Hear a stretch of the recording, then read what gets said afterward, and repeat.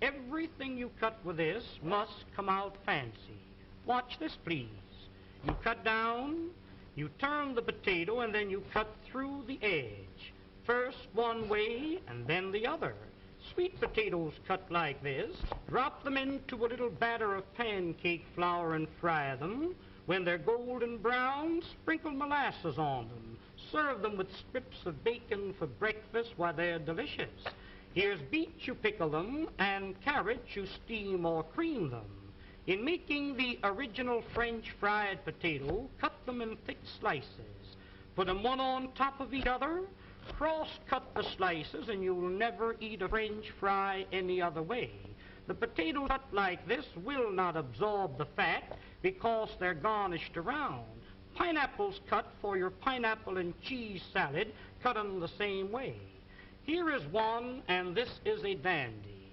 Cuts any thickness or any size. Open it for a thick slice, close to the top for a thin slice.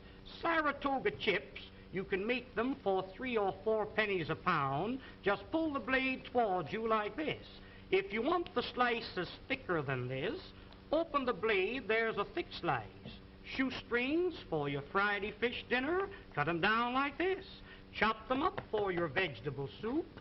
What this knife is really intended for is for cutting the cabbage.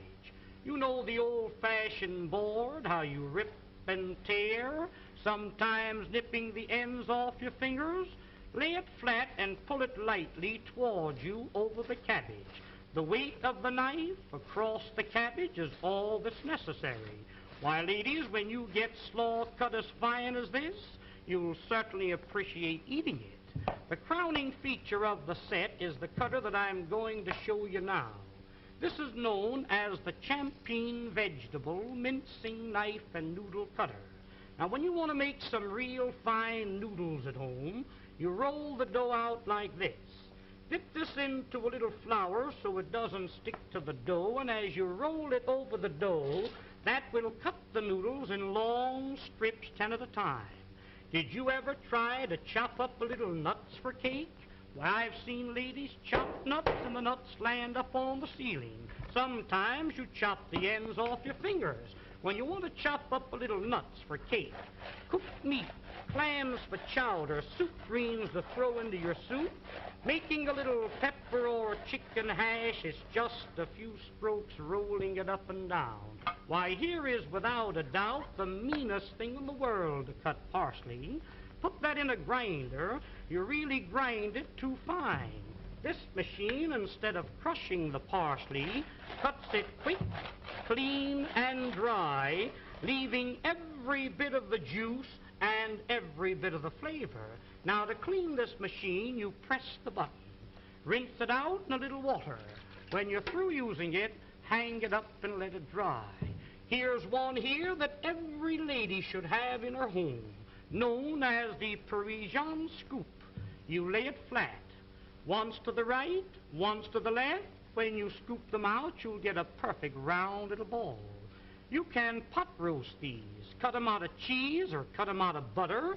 When you're serving a fruit cocktail in the summertime, take your fresh cantaloupe, scoop them out like this, mix them with apples, pears, and watermelons, makes a delicious fruit cocktail served with a little cracked ice like you see here. But here's a tool, ladies, if you ever do get it, you'll thank the day you've seen this demonstration. When you press, it locks. It's like a pair of human hands.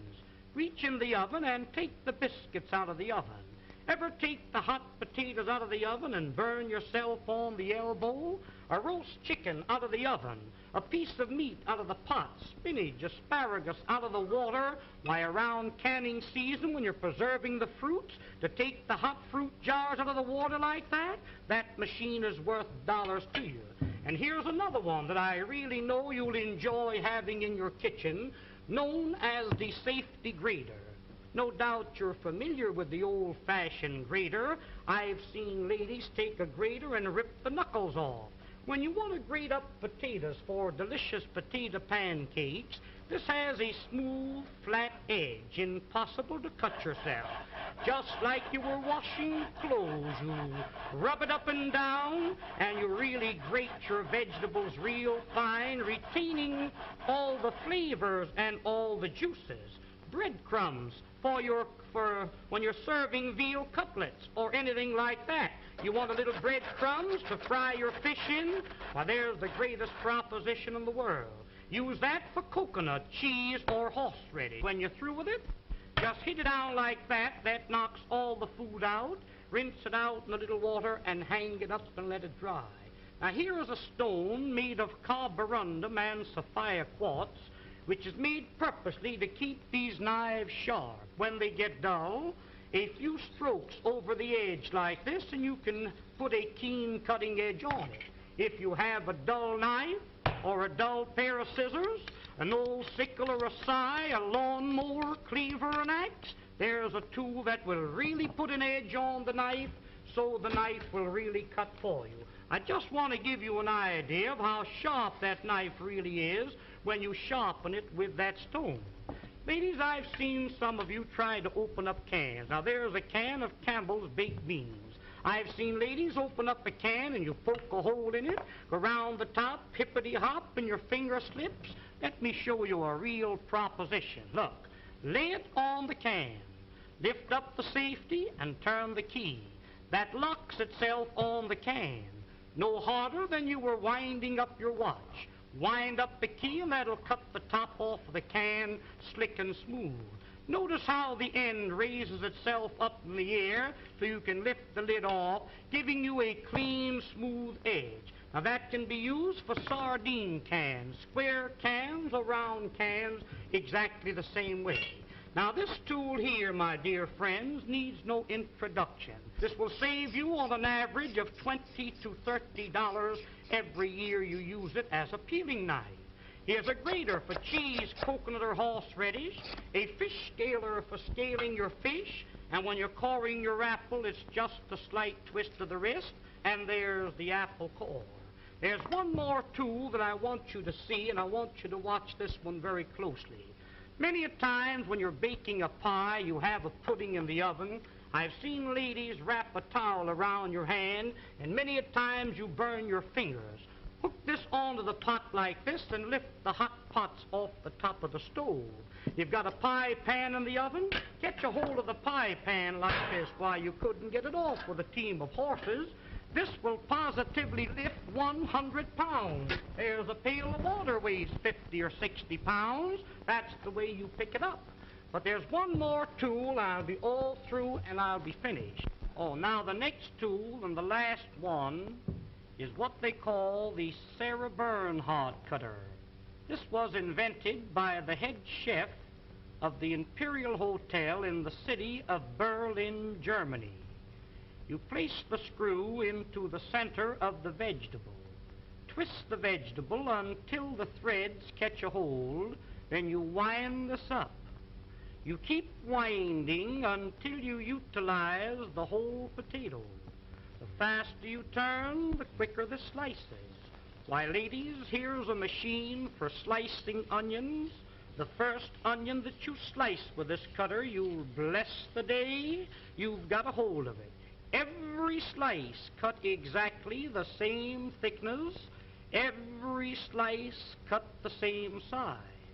In making what they call a rosette, pull the vegetable out like this. Pin the ends together with a toothpick. Drop that potato into the hot fat and fry it. That will come out like a donut, golden brown. If you're serving a nice fish dinner, a little parsley goes in the center with the fish all around it, makes a very appetizing dish. Did you ever try to slice onions with a knife? You know how you get one thick slice and one thin slice? Run the knife through the center. That will separate each slice individual. Almost like magic, there is every slice cut exactly the same thickness and the same size. Wouldn't you like to have a set like this in your kitchen? Why, of course you would. Now don't forget, attend this theater every week and receive this 12-piece fascinating...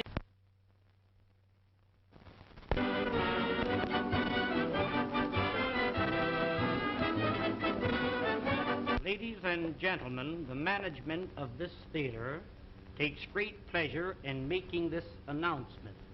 To each lady attending this theater each week, you'll receive absolutely free a fascinating 12-piece kitchen cutlery set, one piece each time. It is really interesting and amazing to know how you can prepare your meals in an appetizing and pleasing manner. There's an old saying, and a true one, that what is pleasing to the eye is bound to be pleasing to the appetite. I'm going to demonstrate this set to you, and I want you to watch it very closely. The first cutter that I'm going to show you, now this first one is known as the Parisian cutter. Wind it through the potato like a corkscrew. When the cutter appears on the opposite side, pull the cutter out. Place the handle in the center and twist it out. This is what they call a French curl. When you fry these, they come out like donuts, nice and brown. Serve them with your steaks or pot roast them. Unwind it, there's two curls out of the one potato. Tomorrow morning for breakfast, wind a little strip of bacon around the potato and serve them with bacon and eggs. They're delicious. Different colored vegetables, wind them together and you get the two colors. Here's a little trick cut. Split the curl halfway through the center. If you're making a shrimp salad and you happen to run short of shrimp, mix these in with the regular shrimp. Upon my word, you couldn't tell the difference until you start to eat them. Now the rest of the potato, you stuff it. We'll call this a little chicken. We'll call this here some hamburger. You might have a little meat that's been laying in the ice box for a few days. Chop the meat up fine, season it highly, stuff it into the center of the potato and bake them with the skins on. When they're done, cut them in two. Serve them on the half shell just like that. Serve them in slices when company calls. The more company you have, the thinner you cut the slices. If your mother-in-law calls, give her a beak piece like that. Now the second tool in the set is known as the garnishing knife. Everything you cut with this must come out fancy. Watch this, please. You cut down, you turn the potato, and then you cut through the edge. First one way, and then the other. Sweet potatoes cut like this. Drop them into a little batter of pancake flour and fry them. When they're golden brown, sprinkle molasses on them. Serve them with strips of bacon for breakfast while they're delicious. Here's beets, you pickle them, and carrots, you steam or cream them. In making the original French fried potato, cut them in thick slices. Put them one on top of each other. Cross-cut the slices, and you'll never eat a French fry any other way. The potatoes cut like this will not absorb the fat because they're garnished around. Pineapples cut for your pineapple and cheese salad, cut them the same way. Here is one, and this is a dandy. Cuts any thickness or any size. Open it for a thick slice, close to the top for a thin slice. Saratoga chips, you can make them for 3 or 4 pennies a pound. Just pull the blade towards you like this. If you want the slices thicker than this, open the blade, there's a thick slice. Shoestrings for your Friday fish dinner, cut them down like this. Chop them up for your vegetable soup. What this knife is really intended for is for cutting the cabbage. You know the old-fashioned board, how you rip and tear, sometimes nipping the ends off your fingers. Lay it flat and pull it lightly toward. Hello everyone. How are we doing this evening? Welcome, Pew. Gonna be doing day 2 of 2 nights here of Curry Week. Care of Minnesota Taz, which, let me make sure I got his name right first.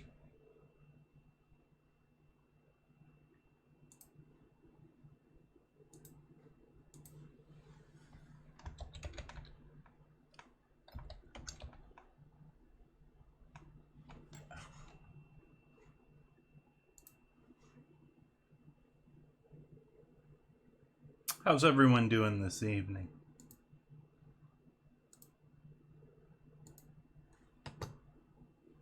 Thank you for the flowers comment.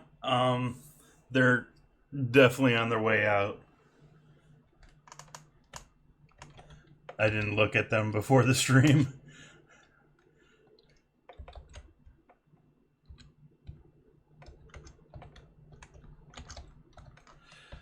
So,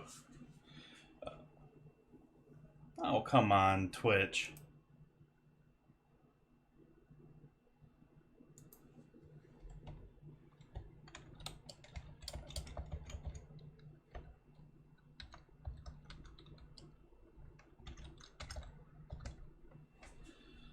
Oh, man. Why is Twitch gotta be difficult?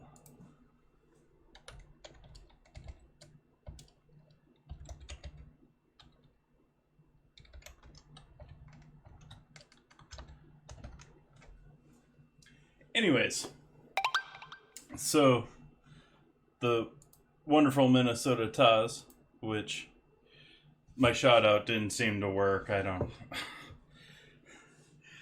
But, anyways, he set up this whole week, organized everyone, and he's tweeted out everyone, given a theme. There's going to be some future ones and some ones in the future, rather. I've heard talk of Casserole Week. We'll see what else comes up. But tonight, I'm using up some, I think, lamb. Might be goat. I think it's lamb. Was in my freezer. Label got worn off. But either ways, gonna work well. How you doing tonight, Chef Blitzwolf? Still getting used to your new name.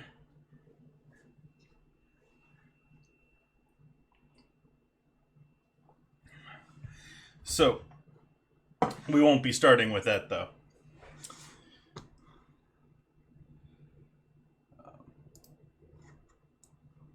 Oh, great. I didn't copy my recipes over. Way to be prepared there, Jay.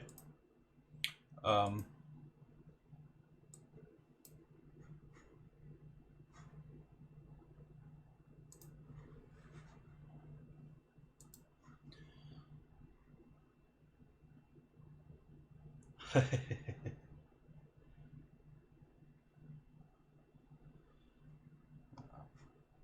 see here. We need this recipe and this recipe.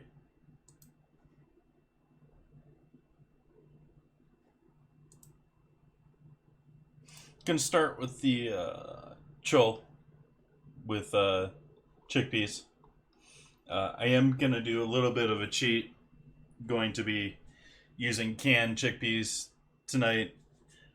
Didn't soak chickpeas.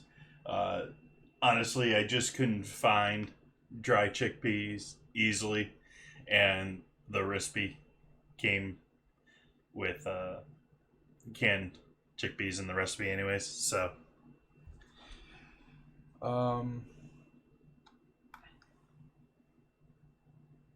both of these are rather similar, but let's see.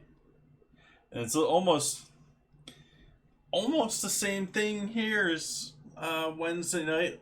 A lot of the same spices. I don't know if it's different ratios. I don't know the regions in this. I do know that this type of curry is from the western or eastern side of India. Welcome, Singing Bear. Awesome. You harvested your garden. So this is from an Indian recipe. And So that's one. The other one, the um, meatballs, or rather, the meatballs is the one that I'm talking about, is being the Eastern. The Chole is a Northern. And this is essentially along the same lines of the uh, one I did on Wednesday for lentils, but going to be doing it with chickpeas. Um, if you guys aren't following along, I am not an expert in Indian food. Um, it's probably one of the cuisines I have the least experience and knowledge in. This I took this on both because I love lentils, but I want to learn. I want to do other things, do new things. I mean, not that I haven't done some Indian food here and there, but it's not anything that I know or feel that I could talk about. Start off with onion here. I've got half an onion, and I've got a tomato chilling in the fridge too. We're gonna use.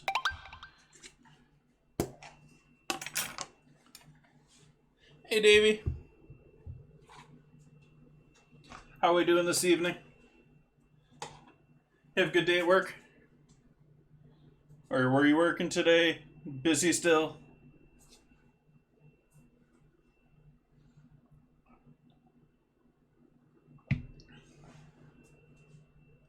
Nice.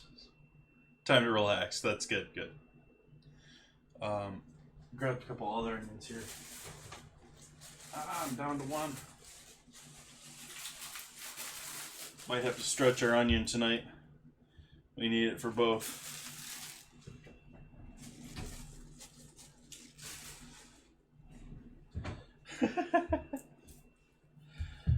We'll save that guy for. We'll save this guy for the meatballs, rather. We'll use this for the.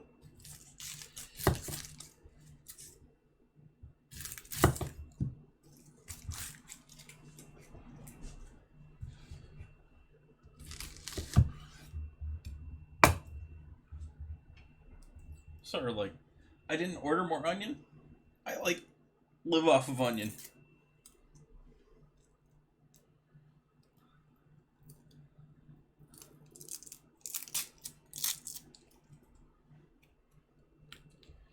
Yeah, well, body recovers when it can.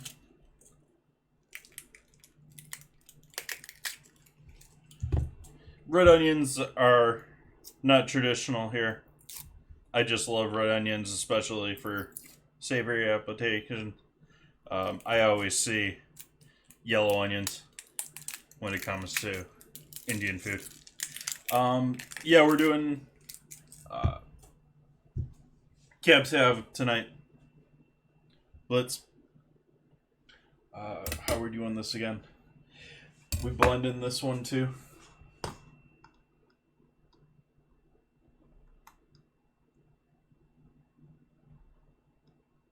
Yeah.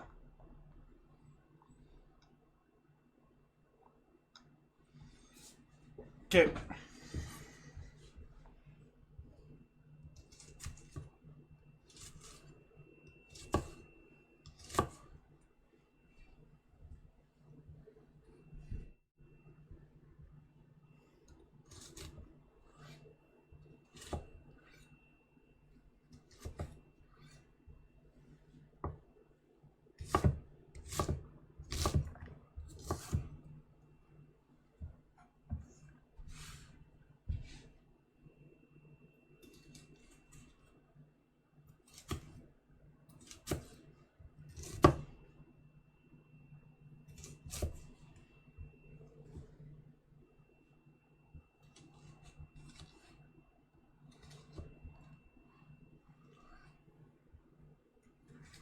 Not putting enough of an angle on it here. Oh well.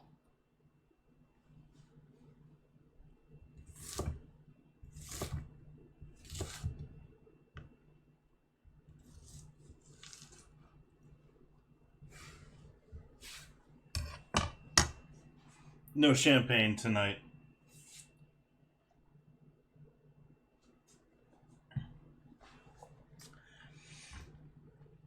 Tomato. I put this guy in the fridge. I don't normally keep my tomatoes in the fridge. But once they start to go or get too soft, this guy was getting too soft. So that's why he went in the fridge.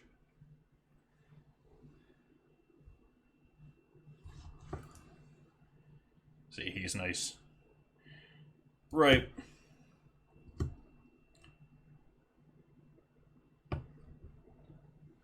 Jamuna.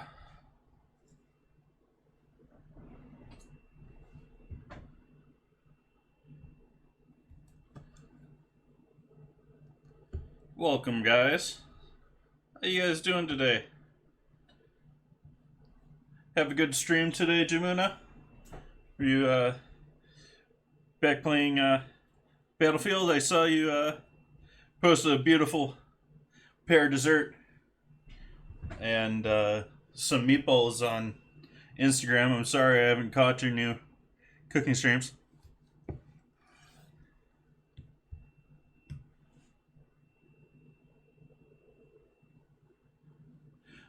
Well, tonight I'm doing curry. Since I joined here on Twitch, I've joined in with Team Bone-In, which is a collection of all culinary streamers. And so we're wrapping up the last day of 7 days of everyone doing different and completely random and cool and different recipes in Curryland. Sort of a new thing, I guess, they're doing here with Team Bone-In.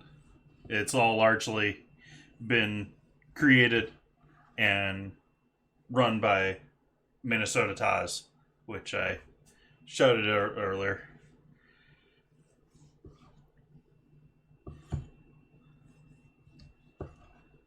Hey, Cop God. Welcome back, Tank Buster. How you been?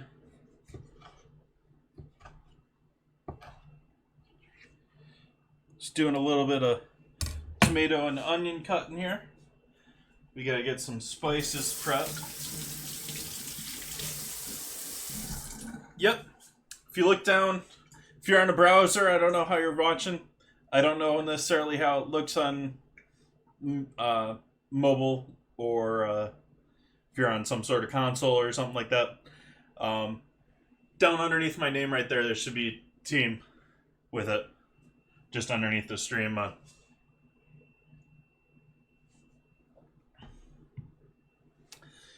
So we gotta run and get that. We need 2 things of spices. Yeah, we can use these guys.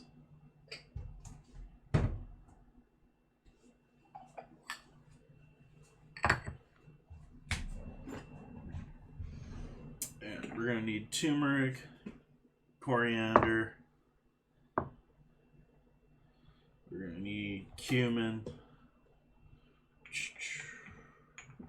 Probably cayenne.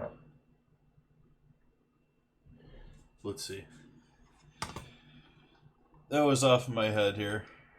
I think I see some clove here. Oh, I hate these mile-long recipes.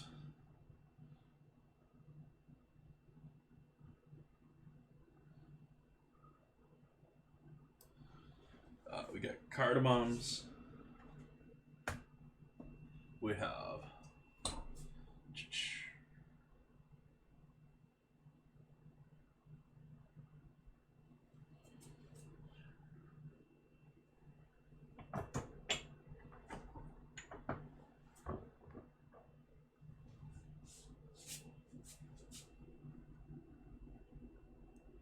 yep. I wear them occasionally, not every stream.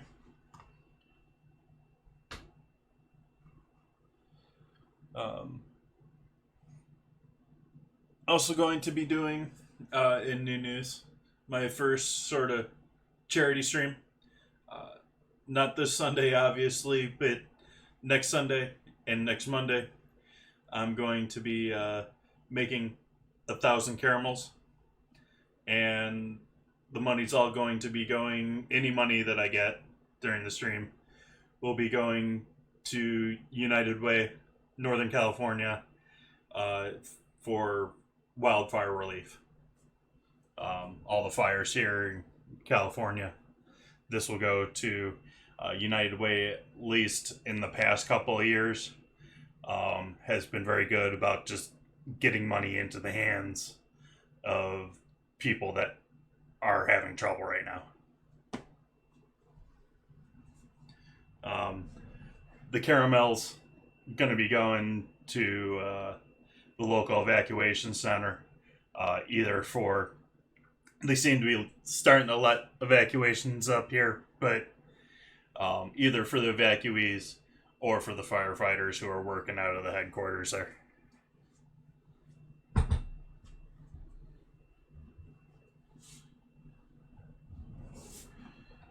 We'll probably need some garam masala. And, oh wow. What else can we throw in this tonight? We ready for a battle almost here? Got another 4 minutes on that. If you guys aren't familiar, I've got Stream Raiders going up in the corner over here. Another 4.5 minutes there in my first battle. You can join in using the link there. You can add a new character to the field every 5 minutes, and then we run the battle every 30 minutes.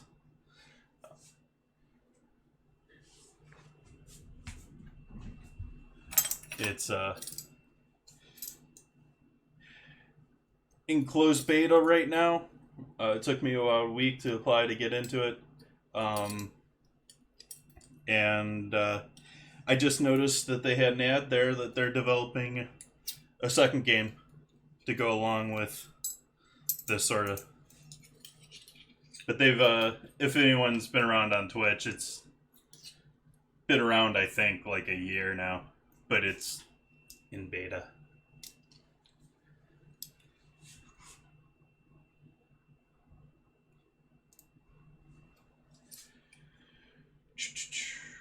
We're going to need ginger again and garlic. That's later on. Let me get my spices out of the way here.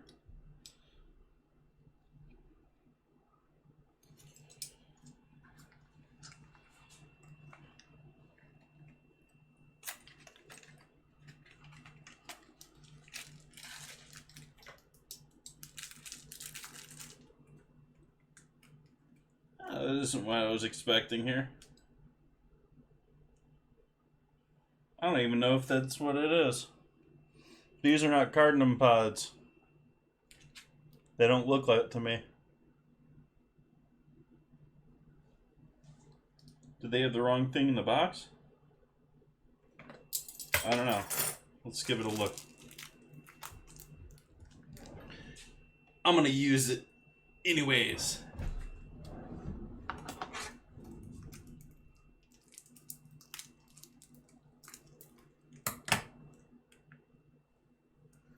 Okay, that's at least in the right scent profile here. So we'll set that over there.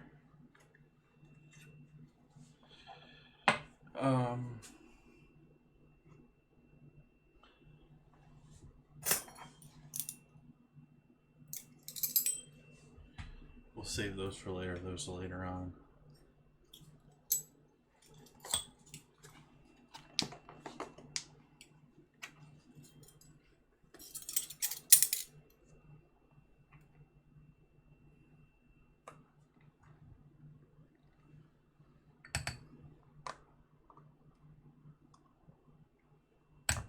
Cumin.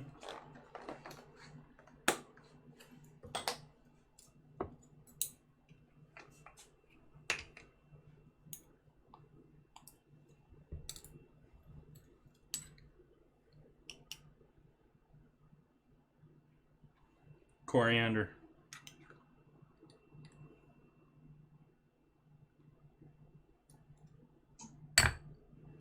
Seems rather damp for This is supposed to be shakeable out of this thing. I just bought this week. It's not like...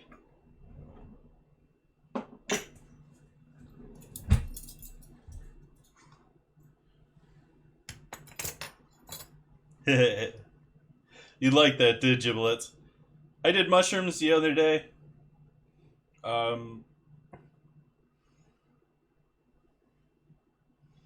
Yeah. I don't think that one was turkey when I did it with mushrooms. Was it?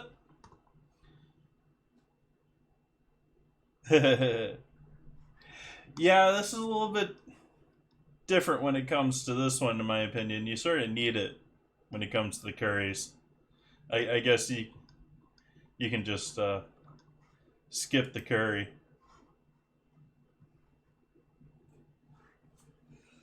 Oh, okay. Alright, battle. First one of the evening here.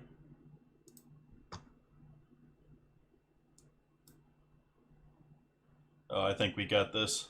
Doesn't look like anything else popped up on the battlefield.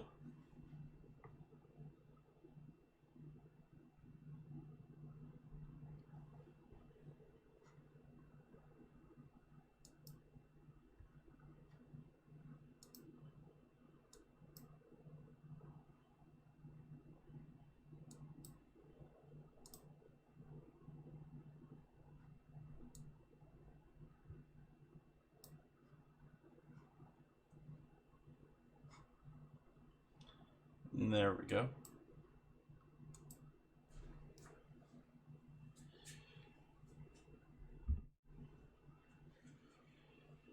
So we got those set.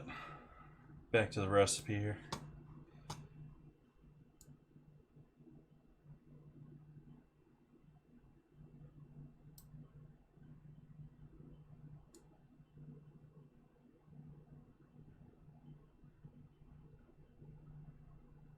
Huh.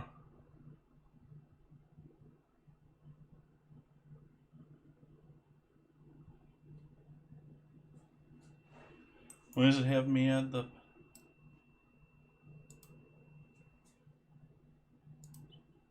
all those other spices? This is a mile-long photo for every step recipe.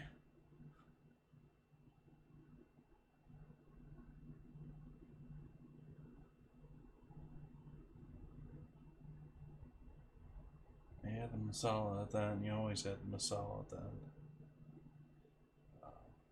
Okay, it's towards the end here. We're adding them in all together. So those ones I can put together, and a couple other I can do it earlier. So turmeric. Their sense of, I say they, but it's genetically a percentage of the population taste it as soap.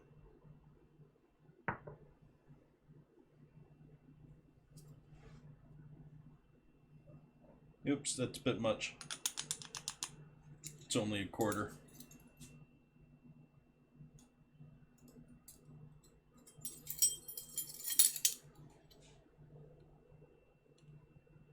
So bright and colorful.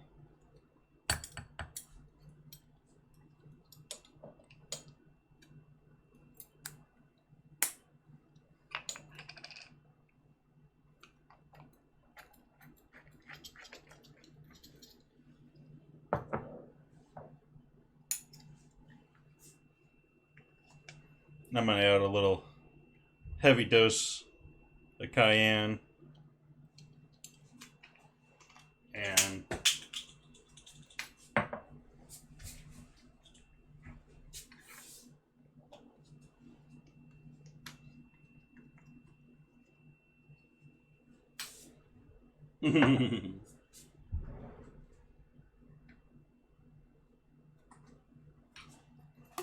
I'm gonna add some some red chili powder.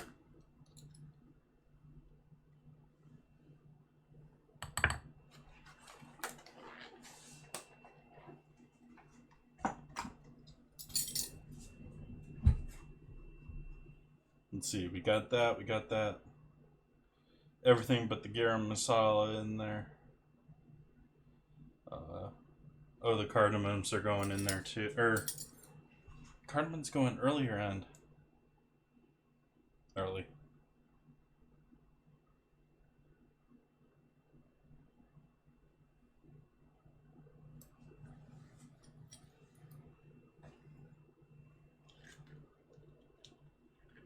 So we'll do cardamom, bay leaves,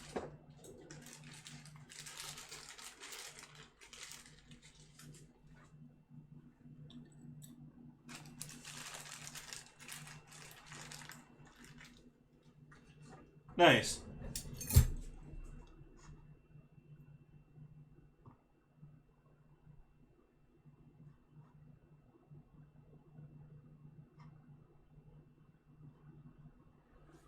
Peppercorns, just straight up whole peppercorns.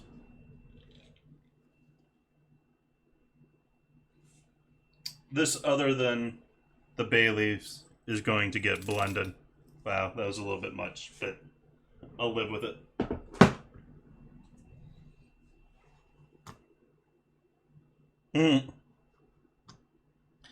Now see, I grew up in Midwest, U.S.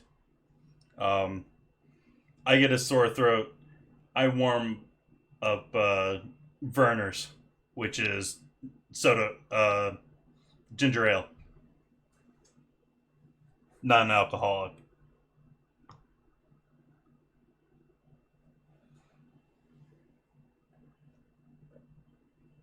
Curries all have a ton of spices to them, and so I'm making things a little bit more complicated here by being confused by a long recipe that I have to constantly scroll up and down on. But let's see, we got that.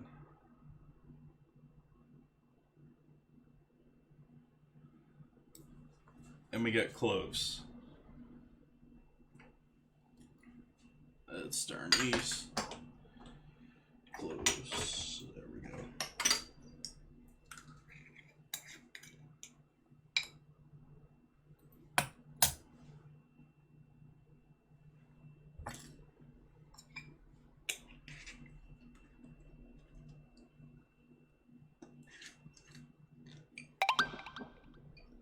Hey, very silly hats. Welcome, welcome.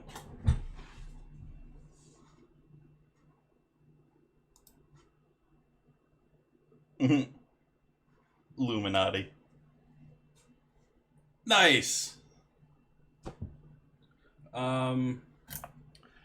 Just get starting with the onion. Or actually, which one am I doing this one in? Let's use this guy.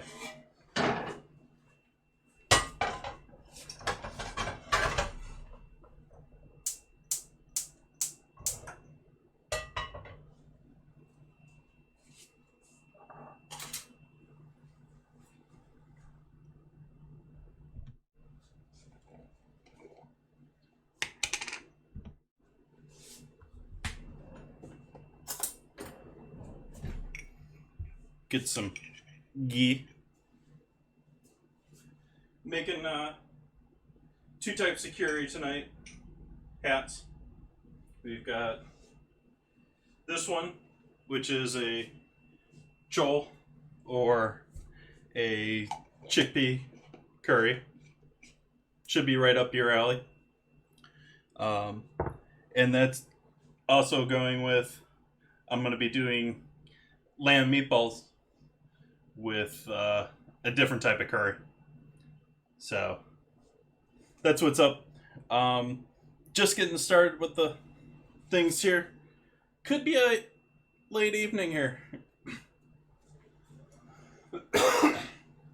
And finally I'm going to do a little bit of brown basmati.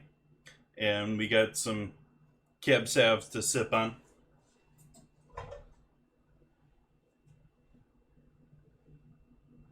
That's spelling lovely and buttery.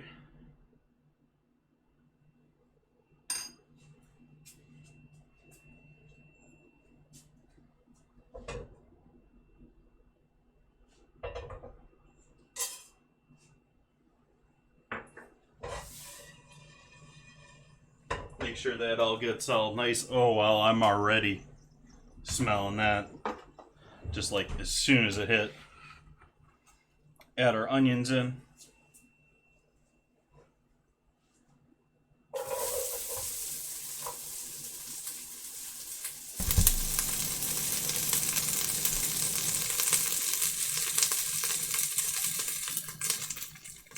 Real loud.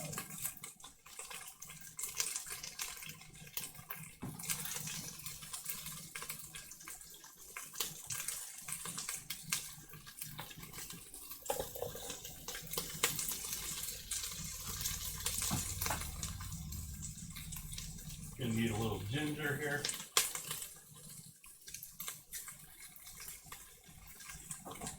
Some garlic.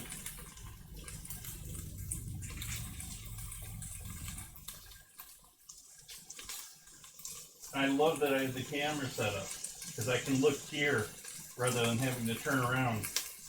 I can see what the pan's doing.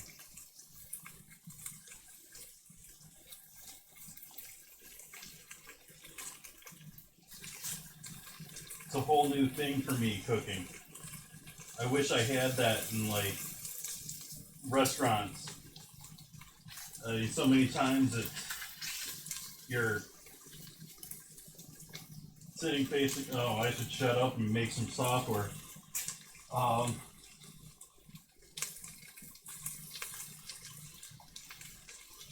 But so many times working on lines, you're doing one thing and you need to know what's going on the other side. You don't want to turn around though. You need to get stuff done.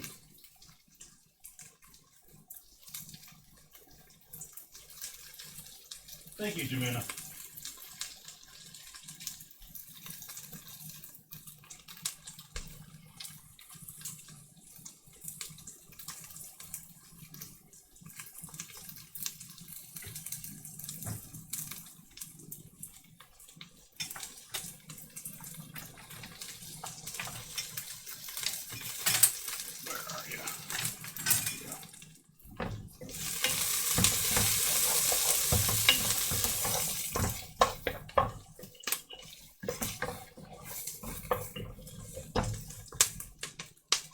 So we're really just cooking for flavor and to incorporate everything.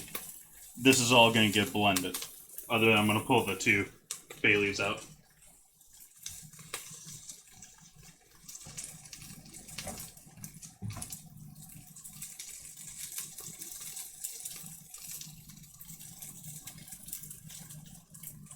White onions typically are the sweetest. Though I'm sure you can find exceptions to what I'm about to tell you. But generally, white onions are the sweetest, used for salads, that sort of thing. Most likely to be eaten raw. Yellow onions are sort of like general purpose. You do want to cook them at least a little bit though. And I generally rely on red onions unless it's raw. And I use red onions for just about everything. They give nice color, so I stick with them. I also don't peel my ginger.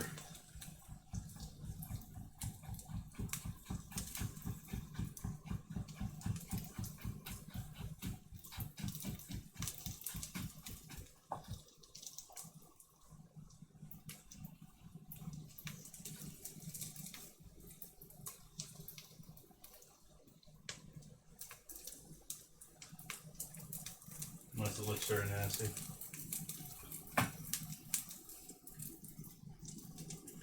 It's the difference in onions is largely an acidity level.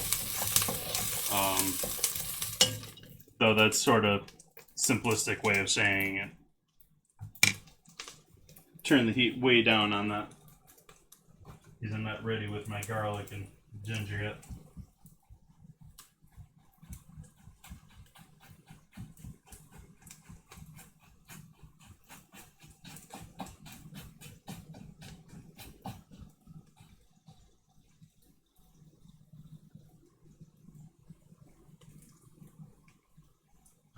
just sliced that in the wrong direction here, so I'm going to go back the other direction here.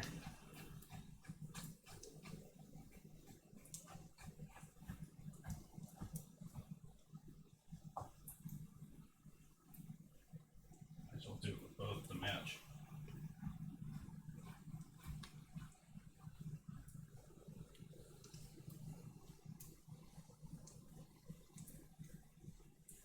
Yeah, shallots, I like shallots a lot too. They're pricey here for me. Whether it's farmers markets where a lot of the garlic and onion and all that isn't hugely profitable or is overpriced because it's such a small crop.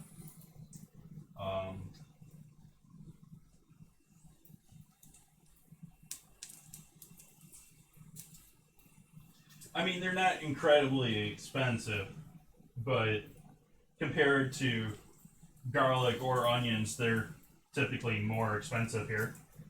Thank you for that follow, Bitterman. Bitterman Live.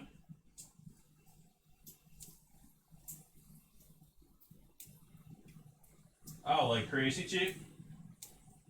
I'll have at them. They're beautiful. Get you that benefits of both garlic and onion at the same time.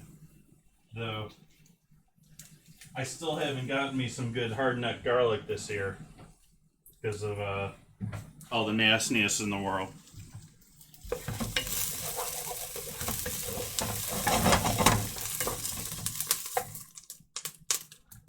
Gonna add the tomatoes in here. Let's do the garlic real quick.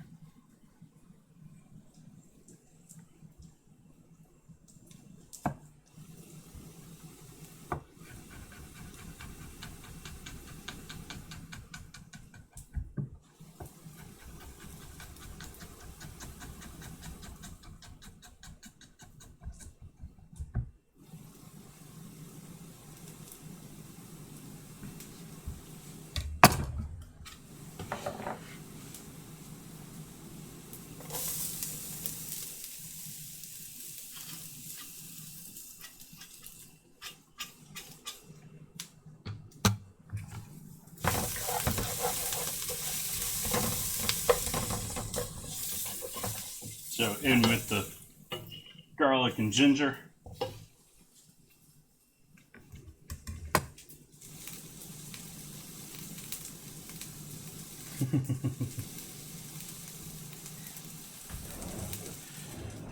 What did I do with you already? And now that those are probably warming up nicely, I'm gonna add the tomatoes in.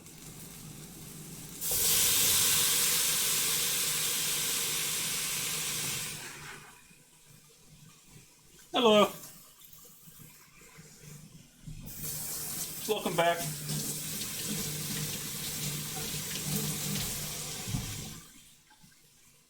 How you doing this evening? We've got another night of curry. I'm working on getting the chickpea chole started.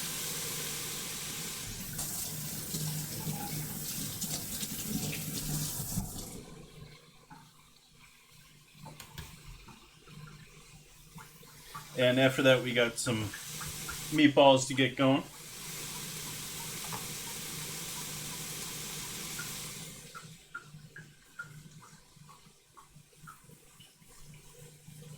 I think I'm going to do meatballs. Well,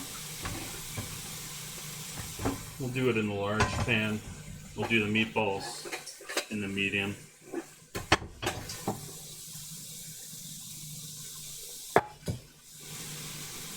Nice, nice.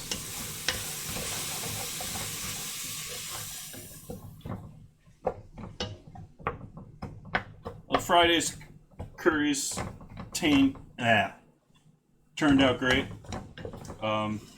Still got a bit of the golden lentil dal, which had a nice kick to it. I finished off the tikka masala with a bit more fresh rice last night.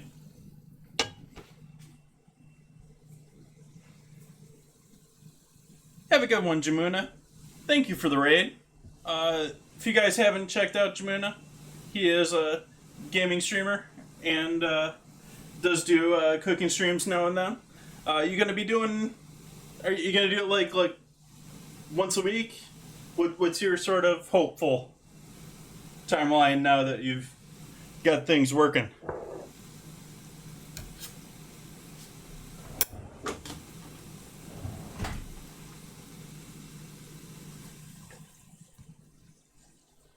Nice.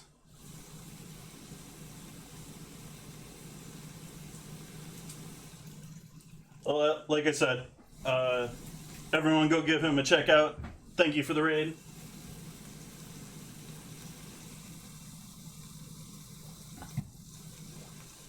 Yeah.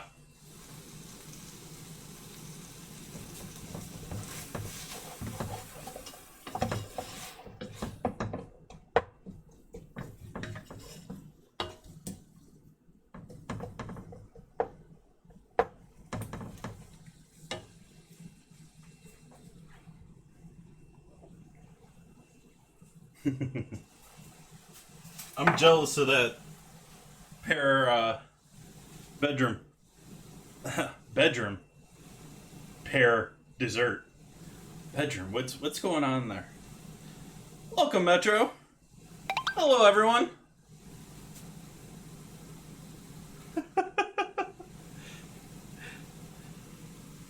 Confused there. So we got our choles going on the stove. That's our chickpea curry. That's going to be blended once those tomatoes all break down. And then we'll get the chickpeas and all that spice in there.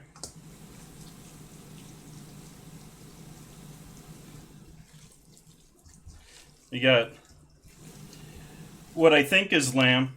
I was saying earlier. This has been in my freezer for a little bit. Label's worn off. Possibility it could be goat, but I'm thinking it's lamb.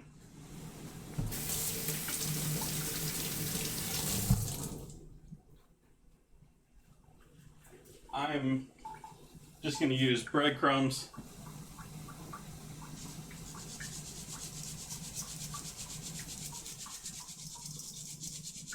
Recipe calls for milk-soaked bread.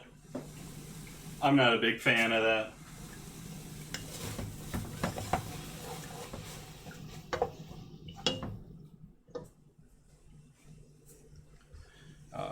I am going to add a little bit of... Well, we can add ghee. Which I conveniently just moved away from counter.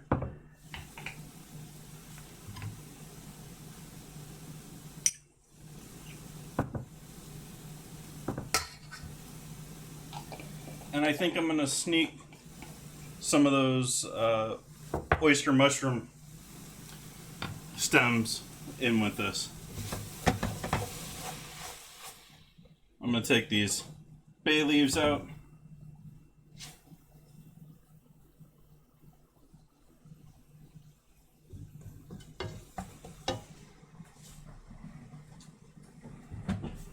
and put everything in the blender.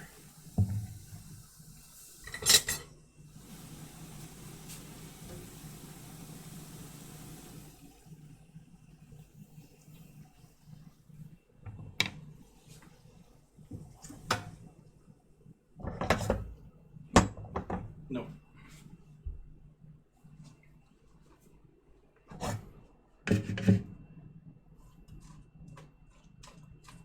It is smelling great with all that ginger. But there's ginger, there's clove, there's black pepper in there, garlic, onion, tomato, all sorts of goodness in there. And I just took the bay leaves out.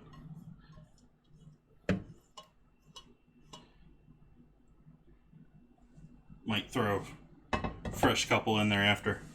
I'm not going to worry about a few, but primarily just blending this smooth.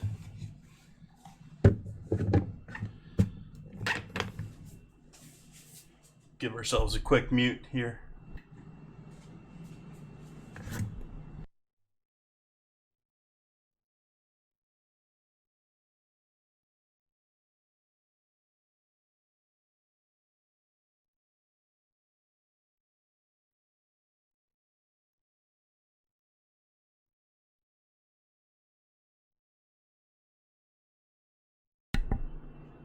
Gonna add a little bit of water here since it's not blending up.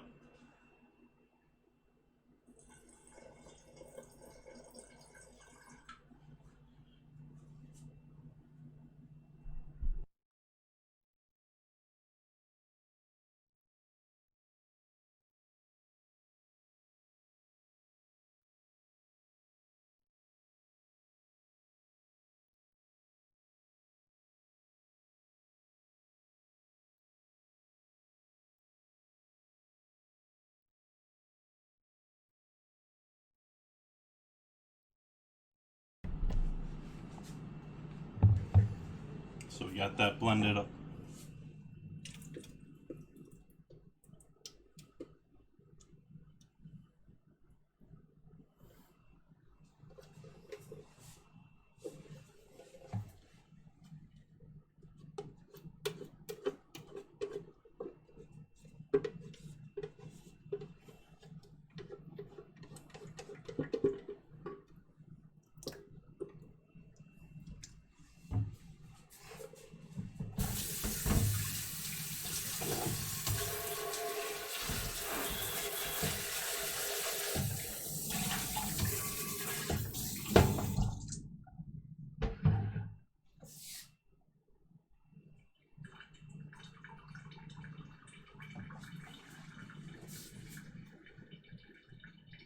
Something in those onions. What did you mean, Silliats? Did I miss something? Throw something in the weird?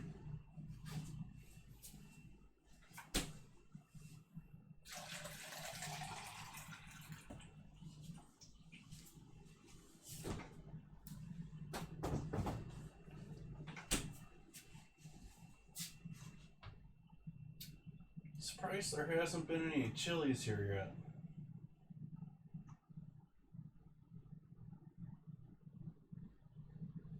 I think we're done with that. I think it was just the peppercorns. I think we just got the pepper and chili powder.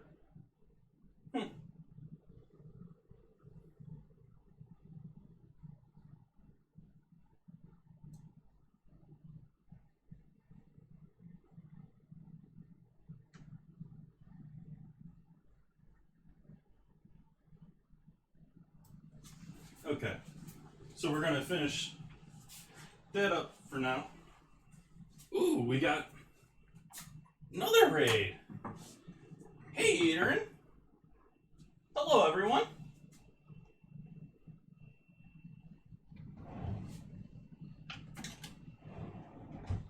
I knew what Metro Birdman was doing before he graciously raided me, but what were we up to this evening? What were we joining in with Curry Week, or was that earlier?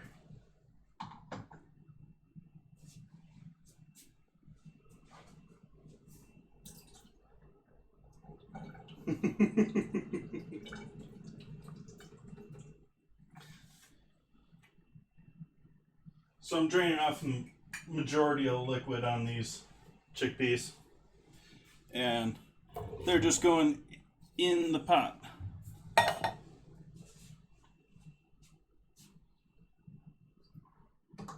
Chicken stew. I love chicken stew. I think I made it just a couple weeks ago for some pot pies. Love me some chicken stew.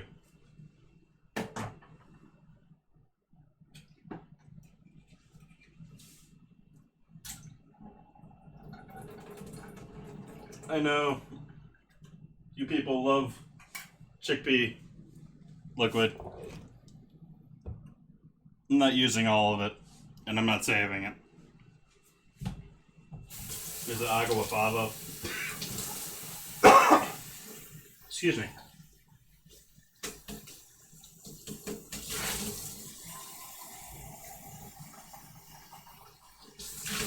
Daniel Blitzer's recipe. What all was in it? I love lentils too. I was saying earlier on, I was really liking doing the 2 nights of curries because I did the lentils on Friday, and I don't cook lentils, but I always enjoy lentils.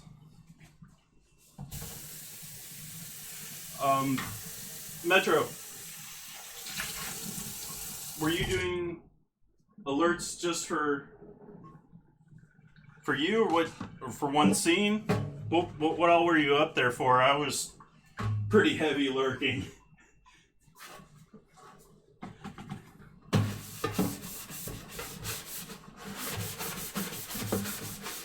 That was looking considerably easier than my animation work in GIMP.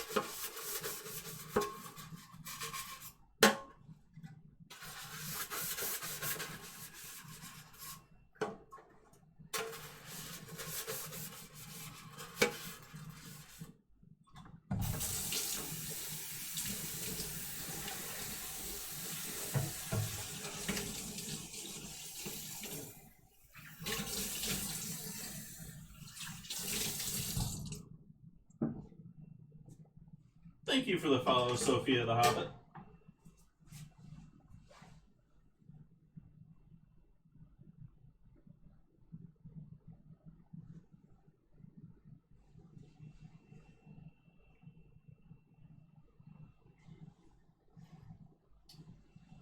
Cumin and coriander, turmeric. That sounds curry-ish. Love me some caramelized onions. Hello, Ryan Howe. Welcome. Working on making some meatballs there. We got some ghee in there, that little knob of butter looking in there, and some breadcrumbs to dry things out a little bit, make it a little bit easier to form them into meatballs. I don't really believe in adding tons of bread in there. I know it's sort of a traditional filler ingredient. Not going to make huge ones here so that we can split this up into 2 meals here. Anyone new to the stream, hello, I'm Jason. I cook here 3 nights a week. Formerly a mixer streamer. I've been doing this about a year now. I do all sorts of different foods, and I have all sorts of pork right now, and we'll probably have all sorts of pork for next couple of months here, because I broke down a whole pig here on stream about, it was early June. So still working on all the parts of that I froze. don't exactly have plans up there for next Wednesday yet, but going to be doing something with bacon since it's International Bacon Day, and doing a charity here next Sunday to help benefit the wildfires and those that have been evacuated or worse. Yes, bacon even makes streams better. It's golden rule here.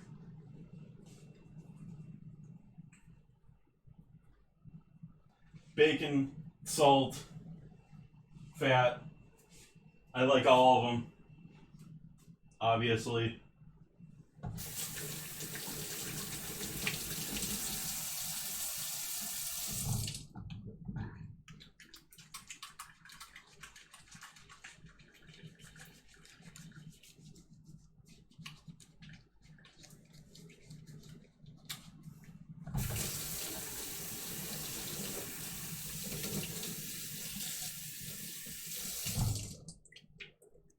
So I'm gonna leave the meatballs pretty plain, just like that.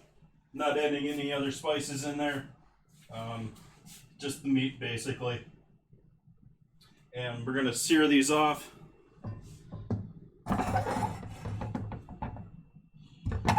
Let's mix this up. This is still on, well, it wasn't on a low flame. Let's get that back on a low flame here. And slowly stewing here. And that's just gonna simmer like that till the end here. We'll keep an eye out for those cloves and add a little coriander and all those. Oh, I gotta add those spices. We got all this loveliness going in there. We've got cumin, coriander, turmeric, and chili.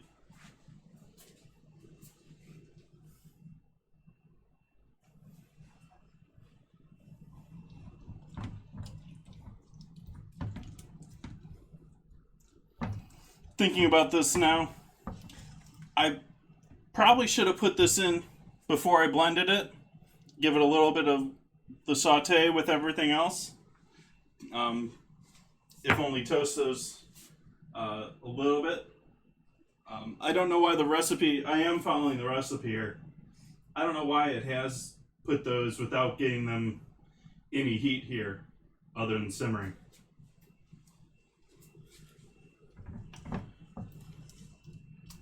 But we'll let that just chill out. Swap burners.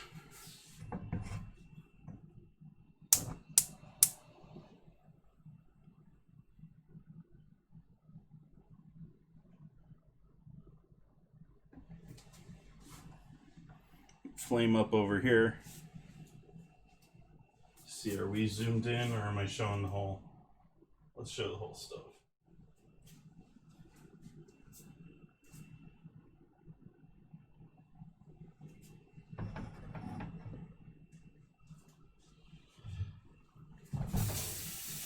Rinse this out while that's heating up.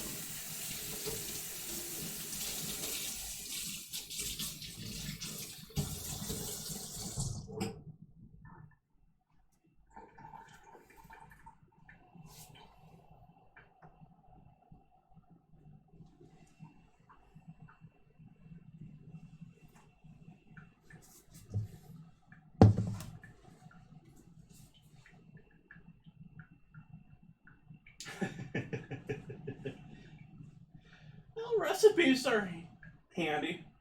They're good guidelines. They never really end up being right for anyone. Especially if you're trying to translate it, or many times they have been translated cross continents where you call spinach one thing here and it's a completely different plant there.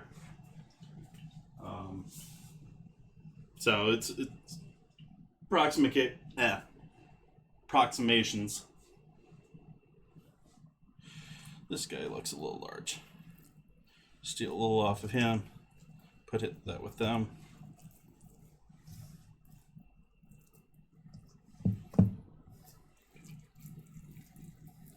Getting close on the heat here. I can feel it.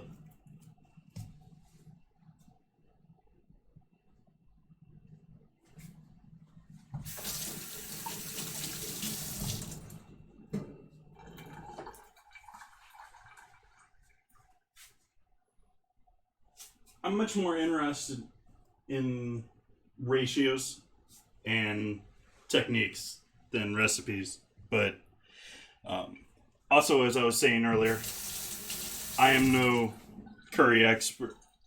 I am not the person to look to. Minnesota Taz, who's running this whole curry week, much more informed person in that sense.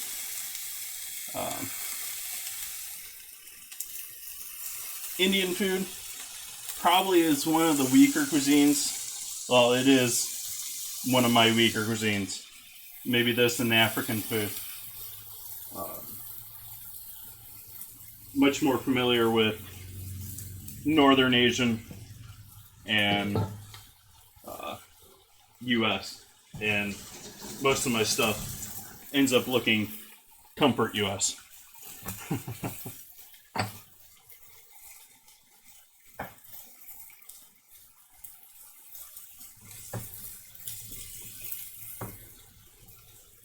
Turn the oven on here, and just to finish these guys off, I'm going to sear them in here and then put the whole pan in the oven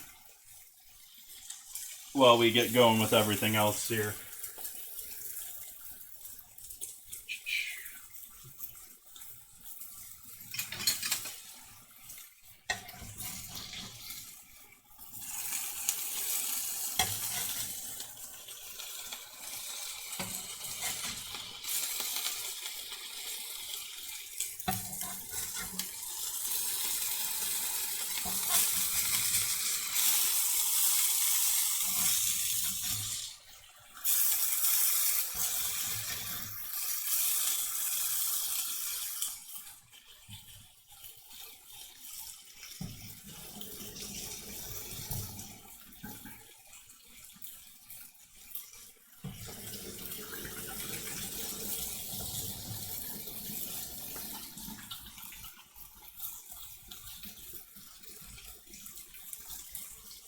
Oh, we got another battle here.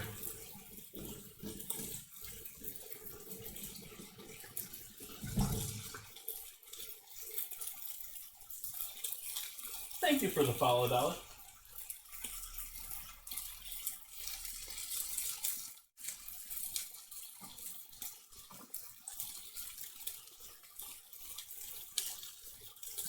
Oh, looks like everything popped up way far away from me, so good everyone set up elsewhere.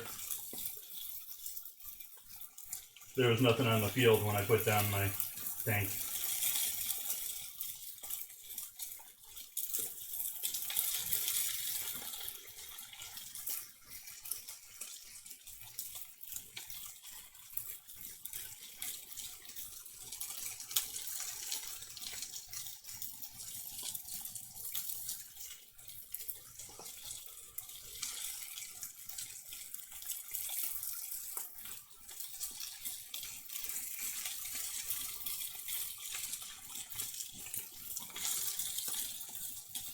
Alright, back to meatballs.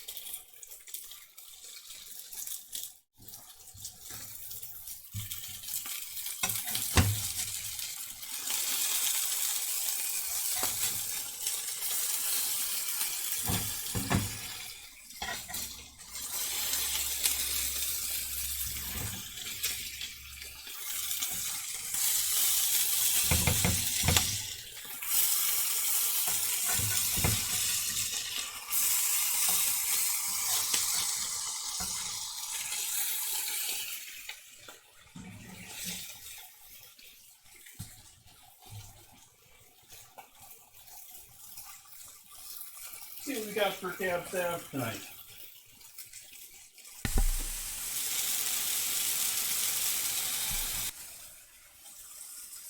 Oh, that totally killed it. We need a little bit of that sizzle going. But got another cab sauv tonight. This one's again just a Californian. There is no. It's a Healdsburg company, but they could have bought the grapes anywhere in California by the label. They do have some tasting notes of blackberry jam, toasted oak, mocha, and spice, which does taste or sound lovely.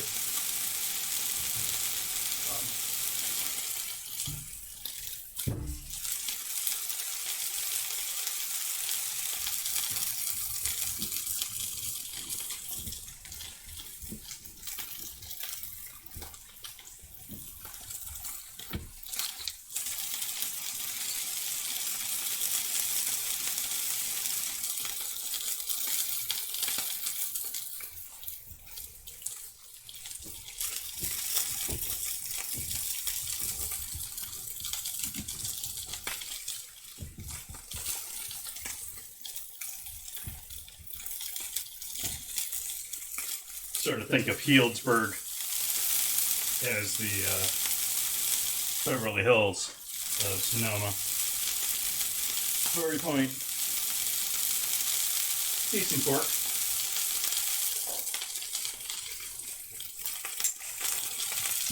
Give these meatballs a turn.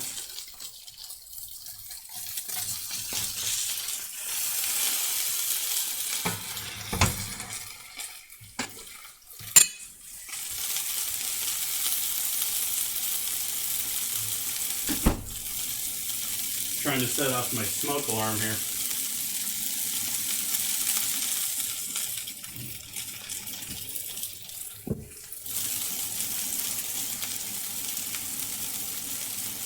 No fan going, and sauteing or searing.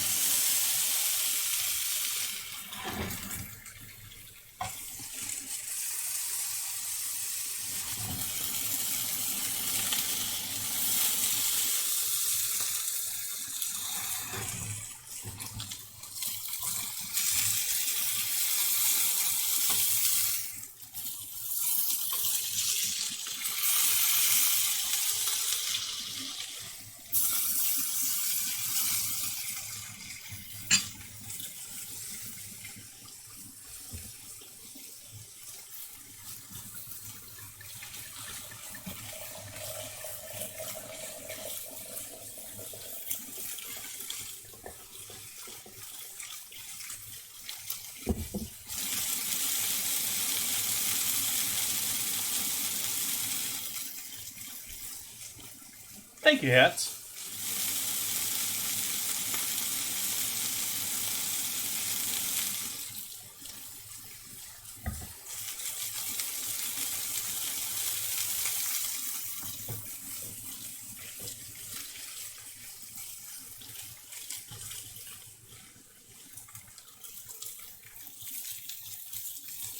So I've only turned these 4 times.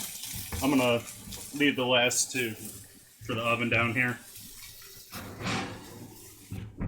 Just let them hang out down there. And we'll get going with our curry for with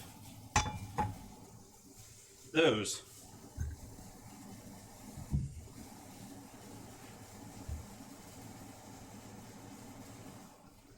I like chickpeas.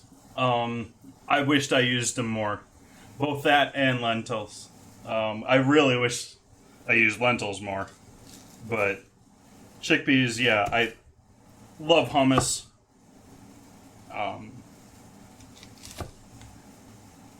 I've had phases where I just ate hummus with other things, but yeah.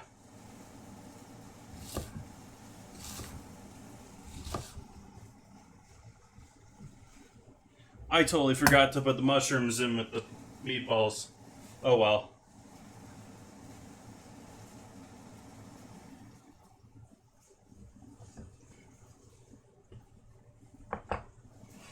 there's a gazillion.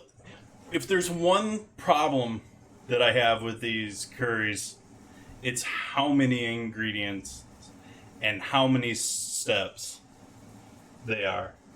They're great. Don't get me wrong. They're amazing in flavor department. But we need to make this a little simpler.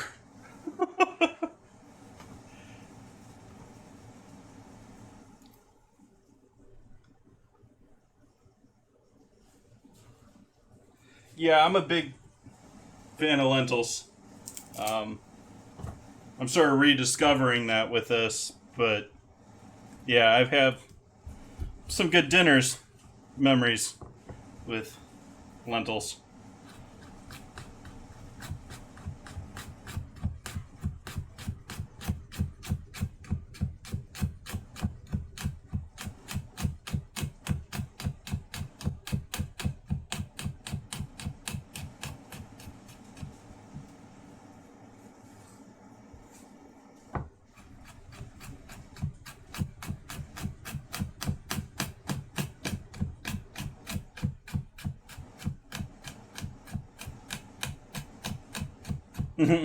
Well, I mean, I've done Indian food here and there, but I am a noob when it comes to Indian food. This and African food, the more I think about it tonight, are like the big black holes in my culinary knowledge, and I need to work on both.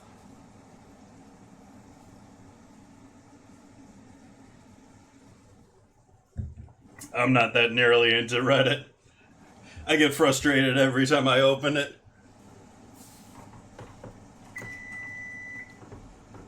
It's oven beeping that it's up to 350 degrees.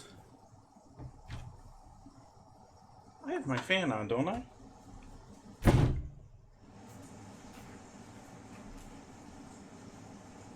I stuffed a bunch of junk underneath it. There we go.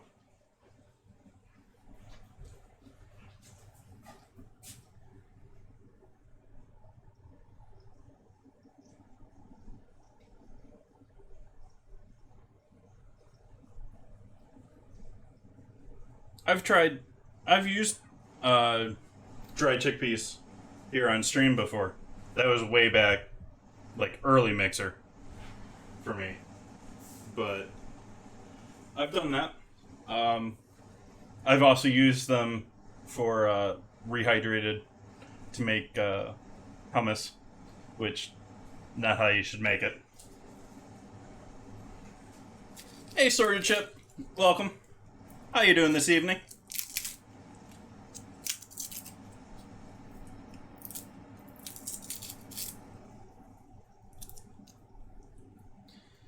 Got some meatballs in the oven. We're working on making our second curry here with the meatballs, and we have the one already on the stove there with the chickpeas. Need to get going on the brown rice too, because that takes a minute to cook.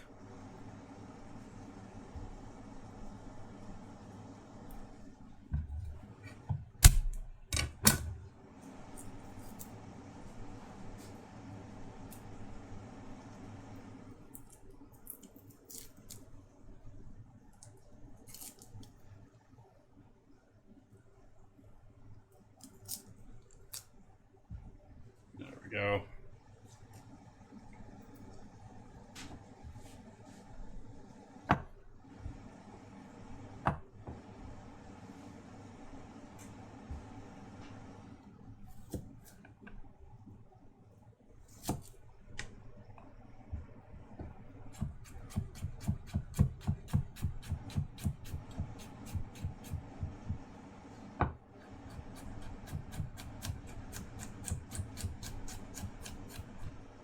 I need more garlic than this, by the way. It's just the end of that clove.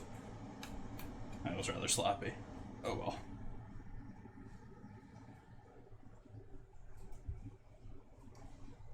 end of that head, nut clove.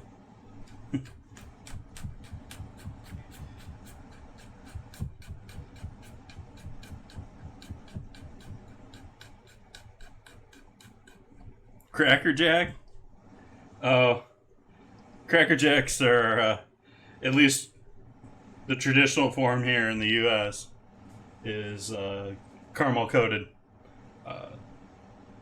popcorn and peanuts. Traditionally in a small little like cardboard box with a child's toy of some form.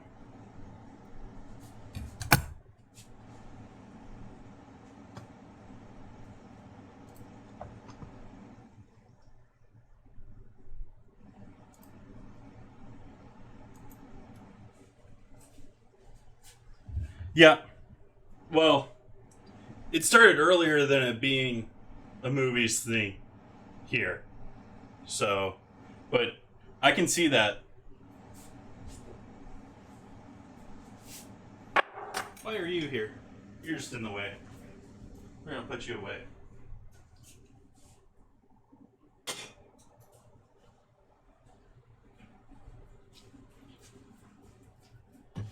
I'm a sweating.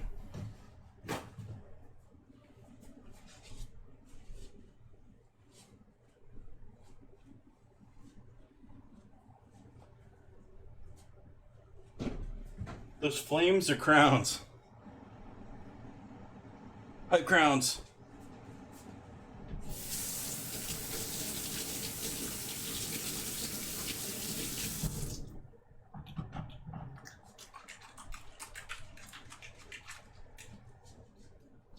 No worries, silly. Thanks for stopping by.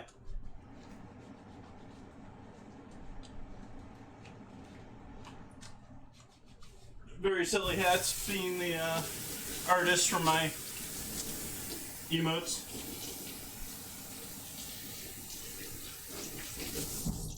You guys should all give him a follow too if you're into the creative art scene. Does a lot of pixel art. He's been focusing a lot more on games these days.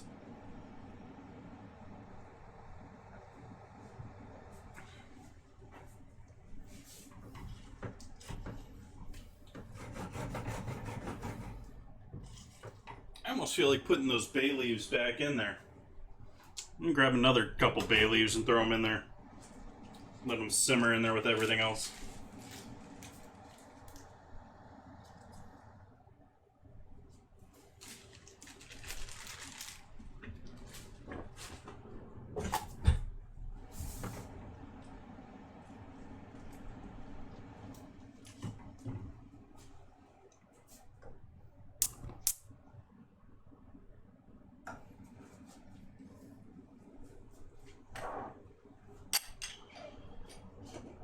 Back to sauteing again. A bit more ghee. Quite a bit this time.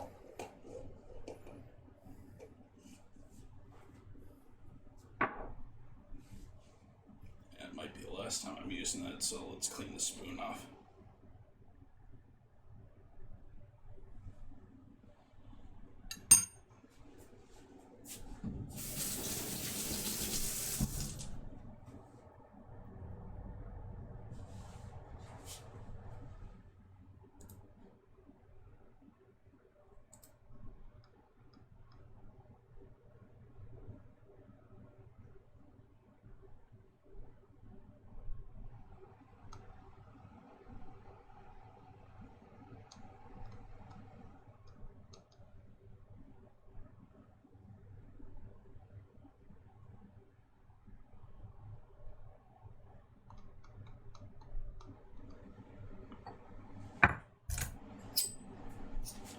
Need some cumin.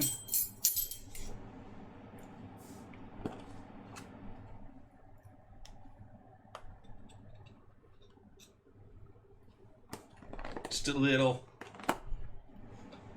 The spices are so heavy in this cuisine. back to our clumpy coriander that I bought this week. Yeah, I guess it still looks sort of dry, but like it packs. It's like sand. Somewhat damp sand.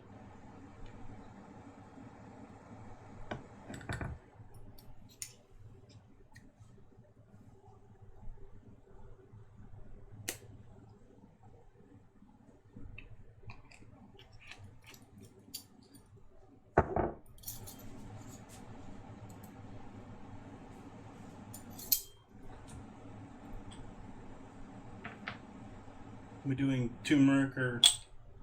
I know we're going garum in both, but that's towards the end.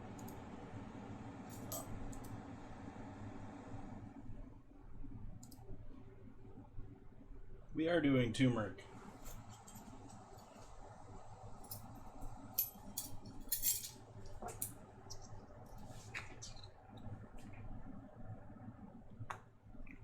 Right, sunny turmeric.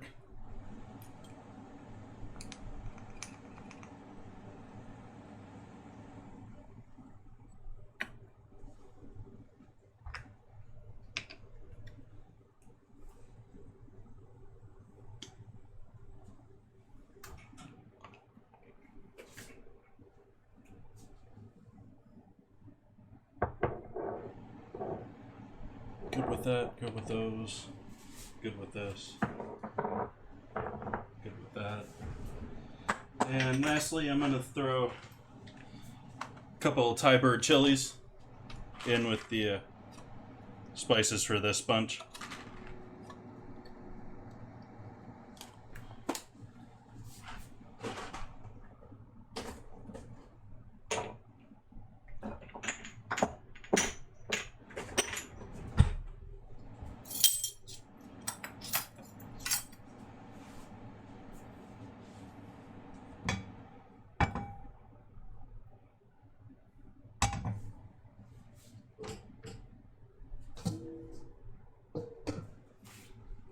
The heck I did with it?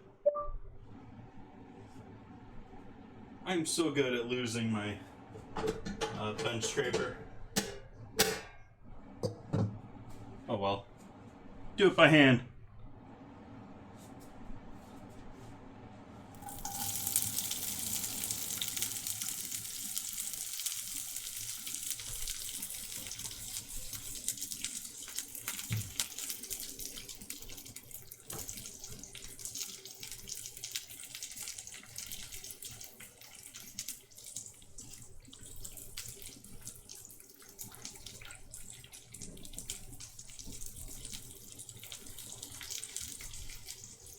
Do have some jamminess there. Not nearly the oak of the Cab Sav on Friday. I like it. A little bit,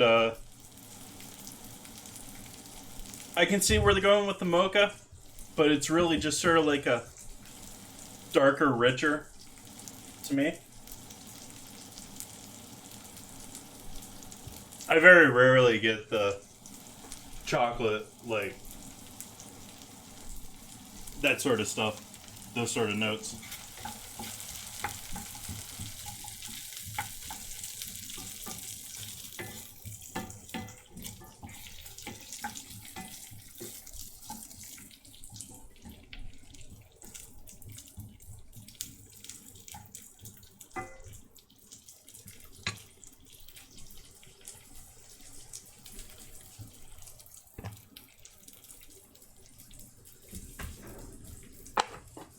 Oh, that's where I put it. I put it back away in its proper place. That's why I couldn't find it.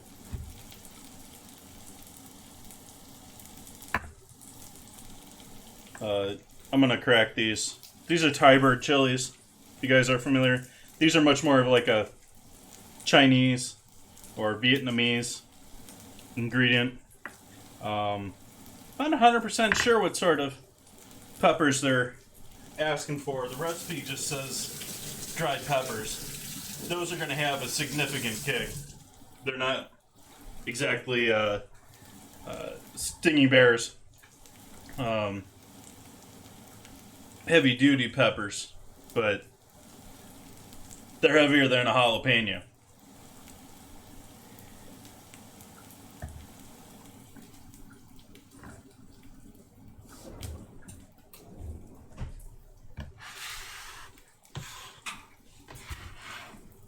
Add our garlic and ginger.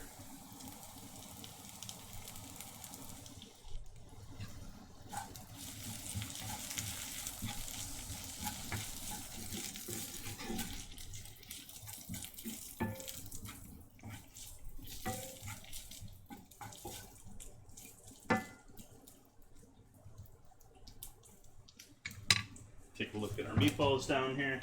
Those are looking good.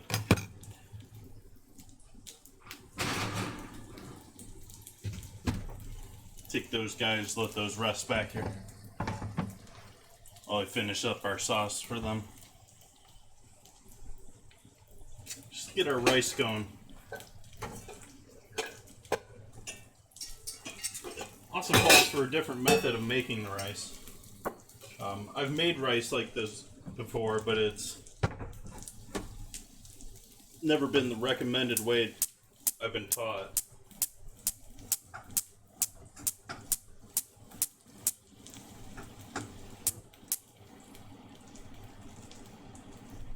I'm gonna get our water going first.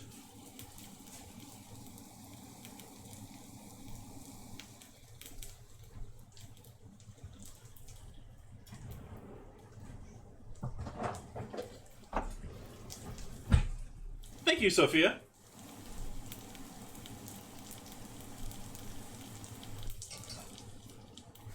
I do too. I lucked out. I'm renting this space. I've been living here about a decade now.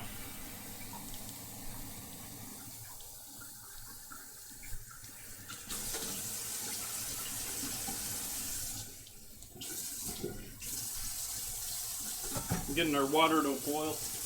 Roughly 2 1/4 cups.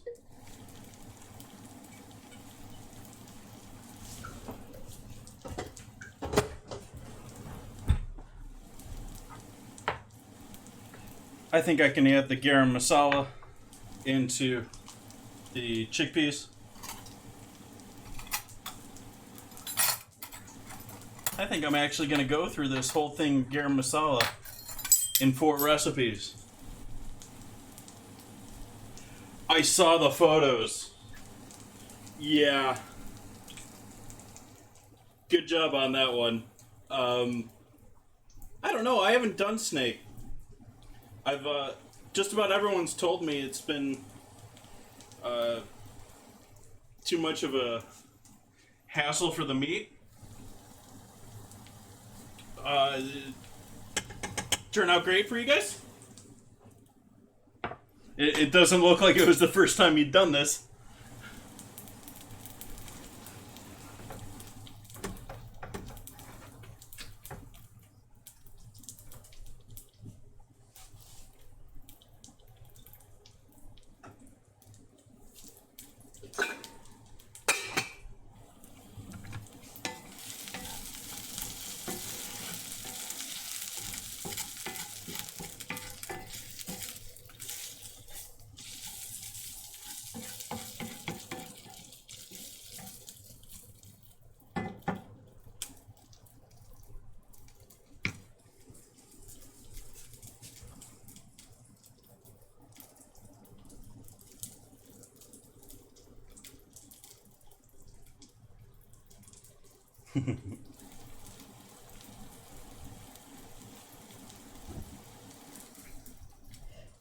See, that's the problem with being the captain, is you really don't see the field on... I was just taking a quick peek at where people had placed things.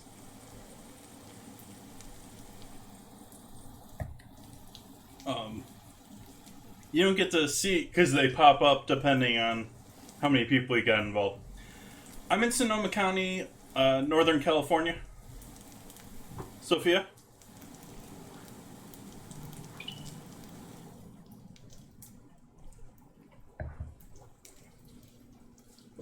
Who alerting me? I noticed several people retweeted my going live. Thank you. Now, another alert that they're relaxing evacuation a little bit more. The fire here in Sonoma pretty much just expanded that first night, and because we haven't had a ton of state support, I mean, we've gotten support. We had tankers here from Beverly Hills, but because the state is stressed so much. Wow, that's cooking way hotter than I want it to. Why are you still so...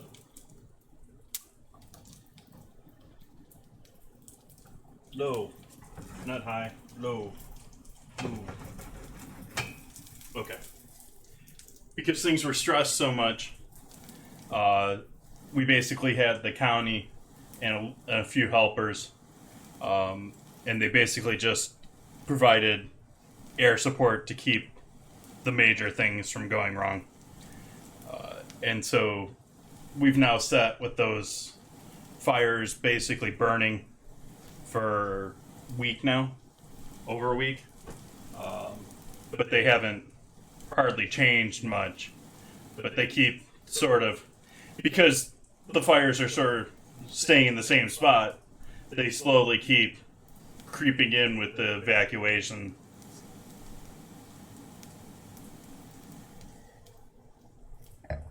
And it's our third year of wildfires in Sonoma County out of the last 5. We got smoked out one of those other years by Napa. And so I am on next Sunday and next Monday. I'm going to be making 1,000 caramels, and I'm going to be donating those. And any tips during next Sunday or next Monday are going to wildfire evacuee relief. The caramels I'm going to give to the Sonoma County Evacuation Center here, or sort of it's the senior center in Sonoma, in Santa Rosa, which is the county seat.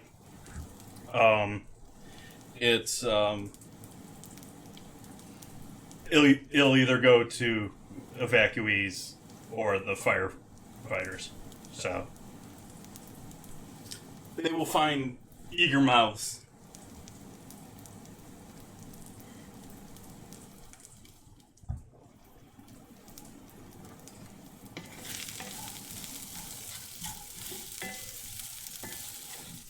This time I think I'm going to add those spices in there and get them a little bit of blending time too, or heating time before blending.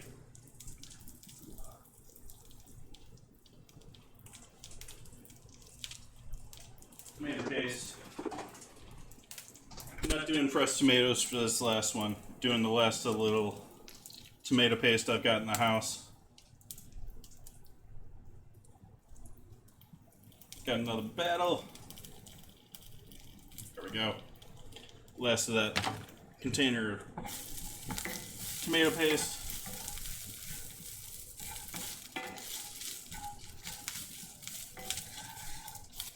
That will redden things as we get going here. I'm gonna add all those spices in there.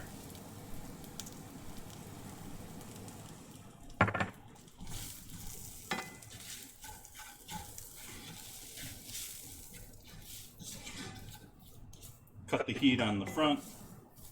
Let that just hang out while we do our battle. If you guys aren't familiar, Stream Raiders, I do battles every 30 minutes. You can add characters to the battle every 5 minutes. The more you play, the more you level up.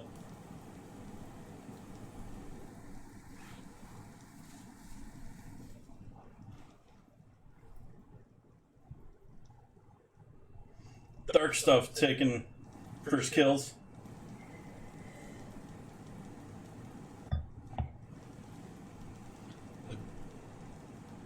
But I'm proud of beating them out in the assists. Random the awards.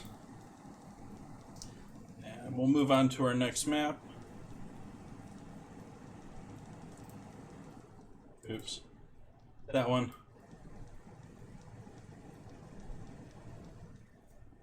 No, Sophia, I'm single guy.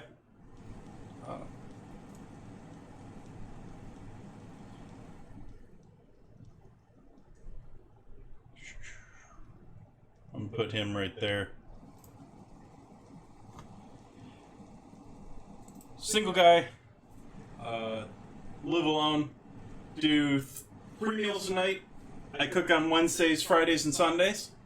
And generally I do meals for 2. So it works for me for leftovers the next night. And then occasionally do desserts and other lovely things. Generally drink wine about 2 nights out of the 3 a week. I like to try out different supermarket wines. I've worked as a chef in my past, a fair amount of time doing so. I'm not currently now.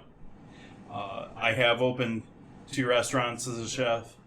I've worked in the industry all over the place, all sorts of different jobs, from private chef to LA wine bar to I did my externship at the Arizona Biltmore 4-star 4-diamond resort, residential resort. Only reason it isn't 5-star is because of square footage. Culinary school. I went to Culinary Institute of America in New York, and I also, through a hookup of one of my chefs there, my cuisines of Asia. She was a graduate of the cuisine, I always forget the name of it, but essentially China's top culinary school. I went there and did a 1-week course with them, learning from their chefs, and traveling a couple areas. We went to both Chengdu and Beijing. That was great fun. That was back 2007, so it's been a while, but that was a lot of fun. I was greatly impressed by a dumpling maker there, who we were introduced as being a formal royal chef, which is, there's an army of royal chefs, but he basically spent his entire life making dumplings, and the artistic skill that man had with his fingers was just redonkulous. I actually sort of want to do India myself, but I was saying that before. Don't have anyone to go with me. Also, do not have pets. I've thought about a couple of different ones, but I am unfortunately allergic to both cats and dogs. So while I grew up with cats and love both cats and dogs, I don't want to live with it for a daily thing. Get a tiger. Don't have the space for that one.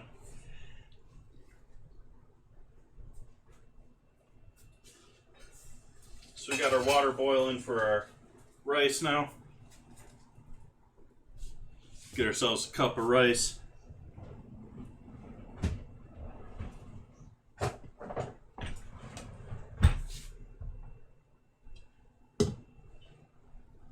Call it fluffy.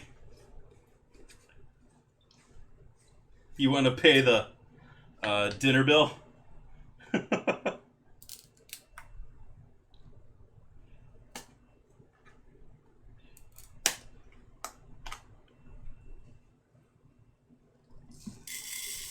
I don't think they carry that stuff at Pet Supplies Plus.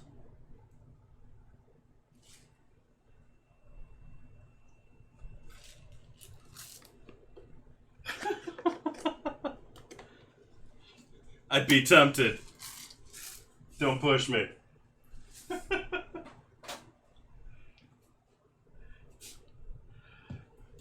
So we got a cup of our brown basmati. Add that into our boiling water. Like I said, this is not a method that I normally use for making rice.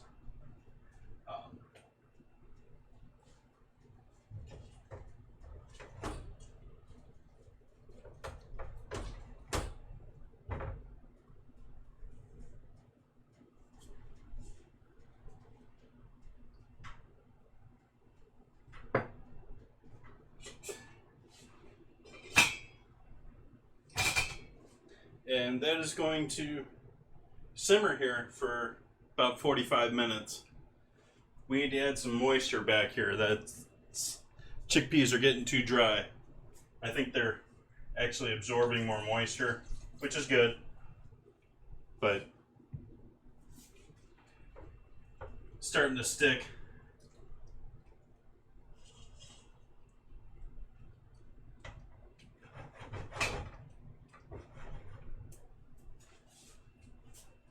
And this guy, we need some moisture here as well. Moisture.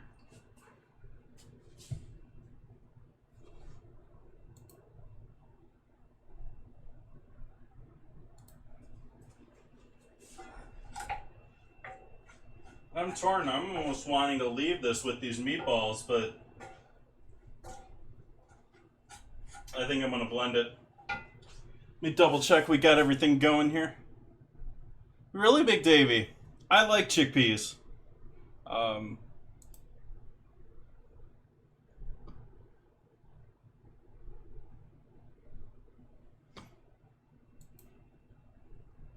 There's not a whole lot to them, though. I mean, they're sort of like mush.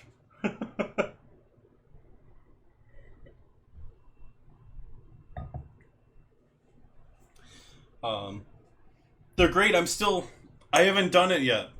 You can expect that in the distant upcoming things, but I'd love to do some fried chickpea. From what I understand, they can be just like French fries. You know, they're all starch. Nice little skin, make a nice little pop. I really like lentils too. Yes, quite nutty fried.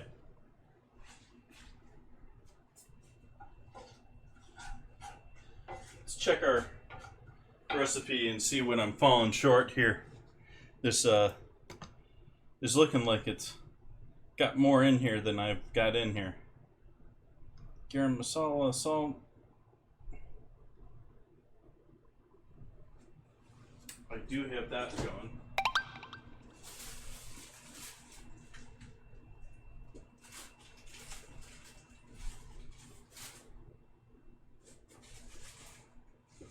That's not going in there. Hey, class.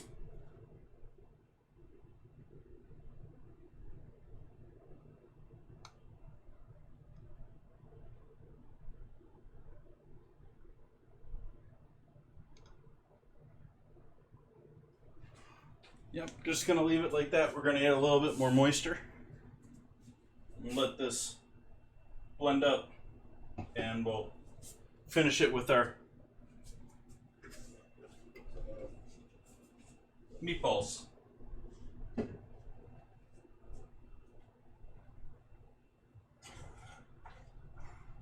Okay, I hear this song on like every stream I go to, so I'm going to skip this one.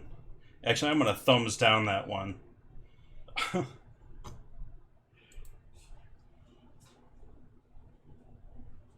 Doing pretty good tonight, Glass. I haven't said much about it, but I'm really enjoying this wine. I went through the last cab too, because that one surprised me. I was thinking I wasn't gonna like that one as much when I started. This one, right off the bat, it's got all the right notes. It's got all the right smells.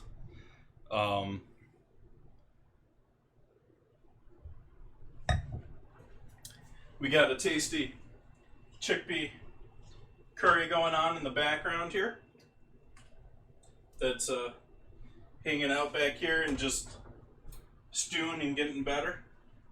We got meatballs that are either lamb or I suspect that maybe goat actually. I had those all as ground meat in the freezer and the label got worn away. Glass is an artist. He does both traditional and digital art. You should give him a check out if you like artwork. I have a lot of art people. I hang out a lot with the art streams. I watch a lot of art streams, a lot of creative stuff. So you'll find a lot of creatives in here. But Glassy does a little bit of both. He's primary. If I could say with or without his approval, he's more of a traditional artist, but definitely does some digital.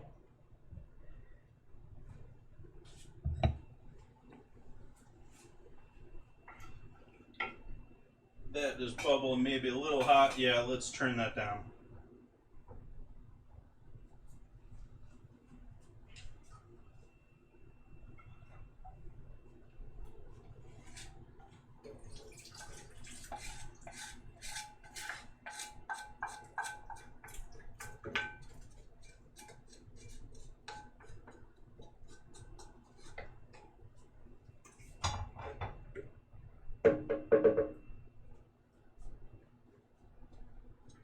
Give this a quick blend here.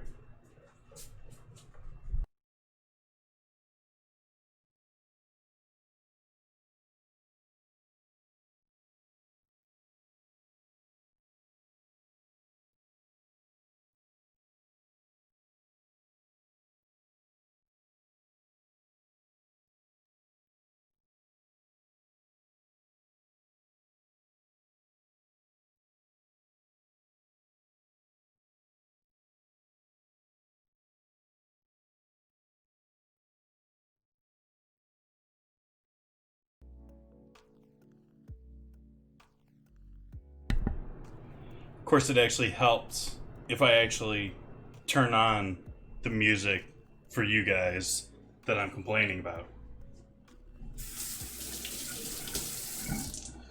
What we got? It's still Yep, tonight's the last night of Curry Week for Team Bone In / Minnesota's fans.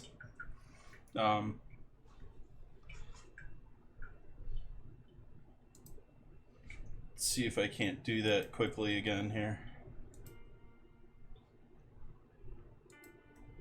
Was it that one? Yes. There we go. Minnesota Taz being the man behind the organization of Curry Week.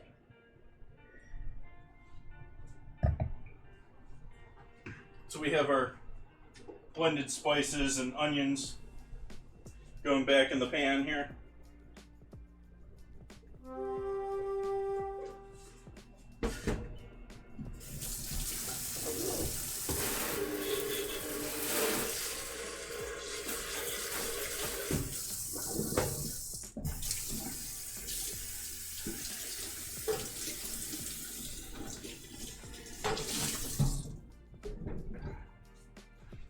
And we'll add our meatballs carefully.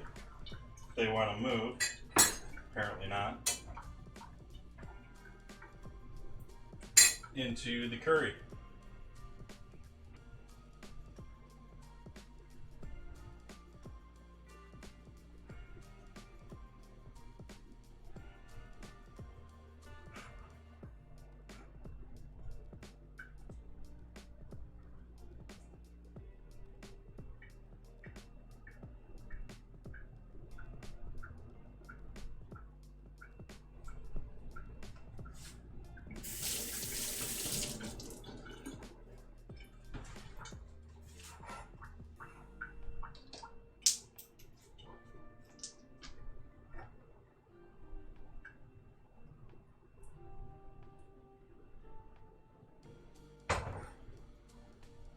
We'll let those go back on the flame here and simmer away here while we wait on our rice.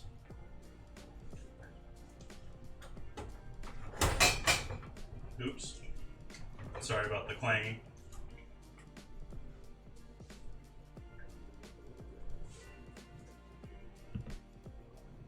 Give you a close up there of our meatballs and curry.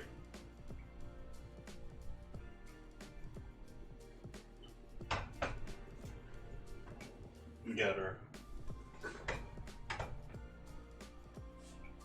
chickpeas, or chole. Probably butchering that term, but that's looking lovely. I was thinking that was looking a little too thin when we started. Now had to actually thin that out.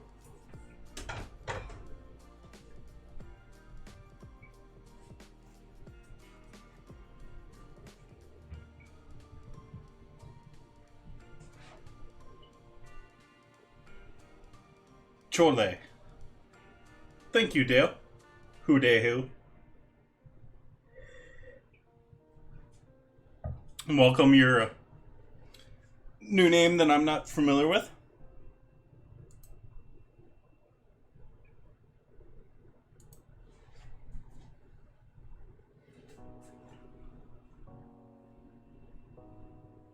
Who Deli who? I can't pronounce anything, so but welcome. Appreciate you being here.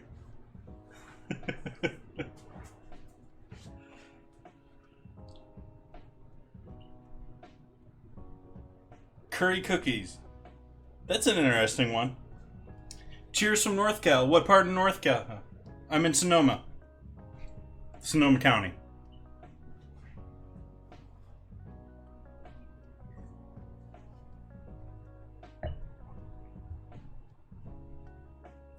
We do dinner here 3 nights a week. Supermarket wines, cocktails, etc. Probably 2 out of those 3 nights.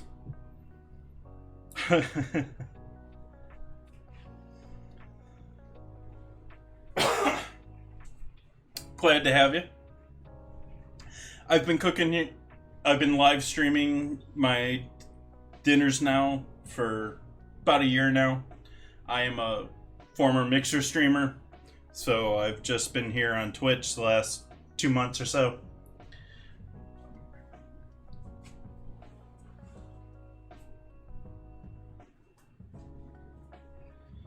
Oh, definitely Sophia.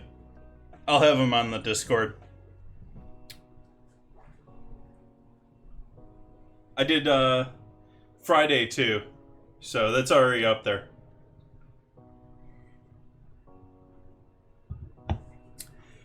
I enjoyed Mixer, and I'm okay with my choice of being there. I'm unhappy with the way Microsoft ended things, but when I made the choice between Mixer and Twitch, I was frustrated with some service issues with Twitch, and I thought between the netcode glass, I thought the netcode was better. I thought their setup was better. I liked that you could program things into your stream. I felt that it was a superior product. And Microsoft obviously saw it as a paycheck. So, that's that. And I'm here on Twitch.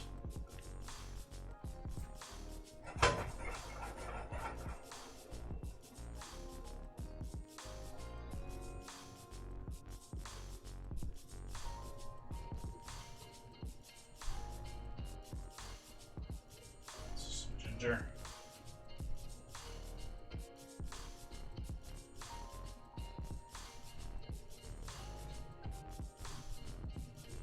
No, Mixer does not exist anymore.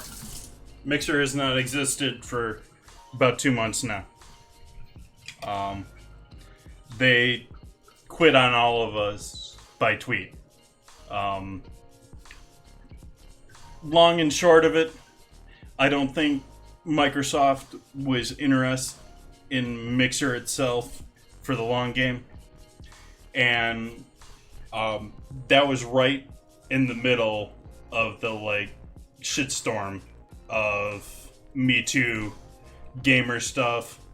There was a former Microsoft employee that came out saying that in Microsoft meetings they're comparing content creators to their slaves, saying that they own their content.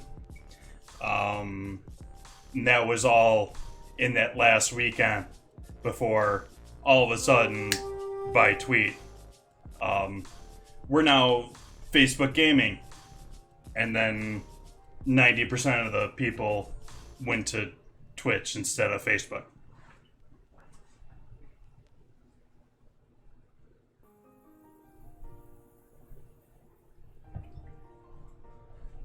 But like I said, I don't think Microsoft was in for the long game. I think they wanted FTL, and I think they're going to build that into their next generation of Xbox and potentially give people using Xbox that bonus to their streaming.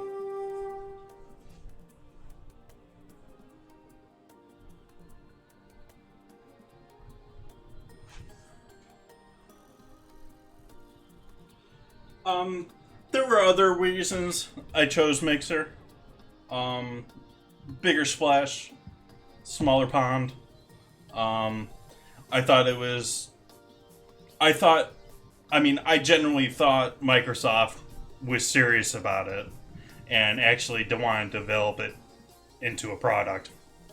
Which I wouldn't say they didn't give it a chance. They just had a bunch of drama happen. I think corporate decided to say, yeah, that's enough.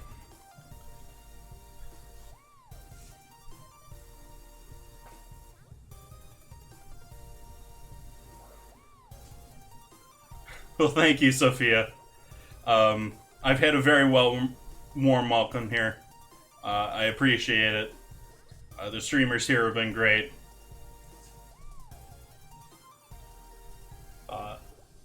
I wasn't monetized on Mixer. I am here. I always sort of thought that was the trade-off I was making. I was going to Mixer. It was going to take me longer to make money, but I thought I might be able to make more money. So...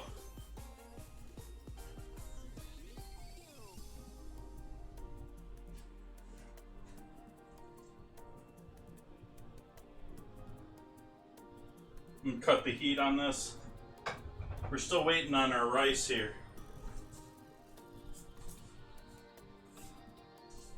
Which isn't cooking very hot. I'm going to add a bit more moisture to both of these.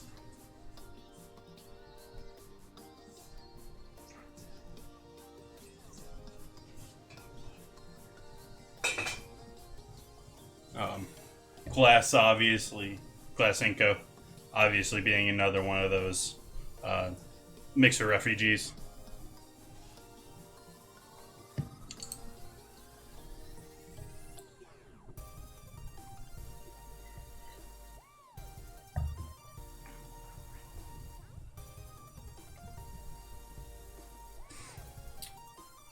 What's scaring you, Sophia?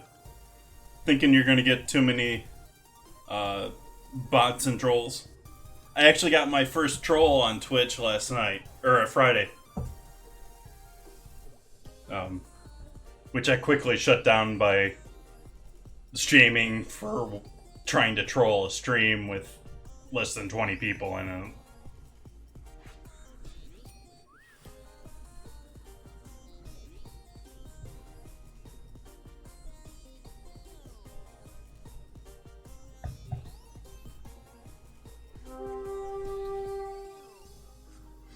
But yeah, it's not just the subs; it's everything else. It does. I'm doing okay. I'm an ambitious and stubborn ass, so I'm always hopeful for more.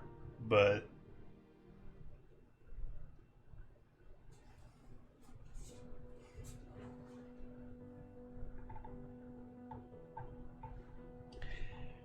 for me, what complicates things is whether I'm treating it as a business or what I enjoy.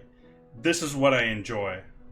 I don't treat my stream as a business. So I want it to be, but I don't treat it as such.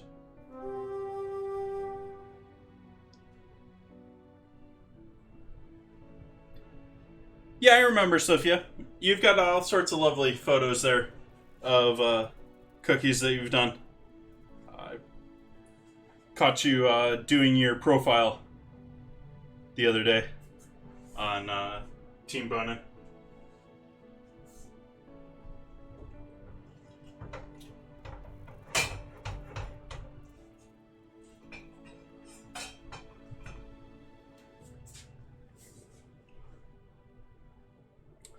I don't have the, I don't know.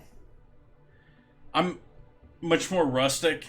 I like my stuff to look like it was handmade, but I'm not big into making it fancy or pretty.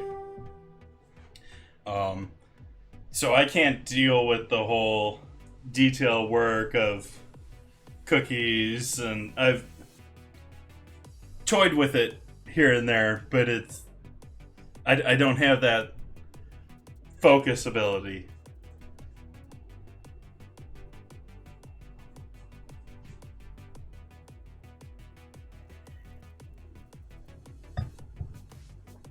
Oh, absolutely. It ruins so much food.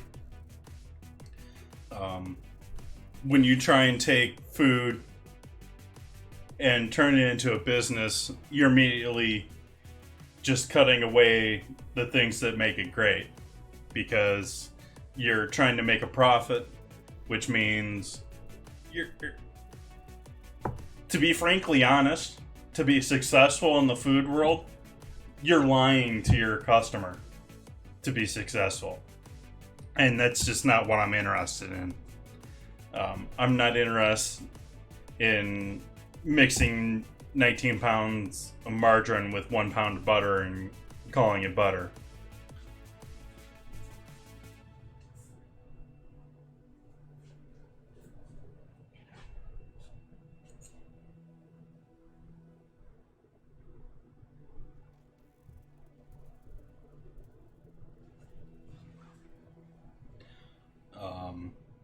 And that's how I view food business. I'd much rather, at this point, I'm basically, as I view it, retired from doing heavy-duty kitchen work anymore. I couldn't financially sell anything food-wise living here in California. The expenses for a small business make it way unrealistic. I'd have to be selling thousands in order to make it even worth the while to file the paperwork. Battle time. I've run a business here in Sonoma County the last 5 years out of the 7, and yeah, it just wasn't worth it to continue.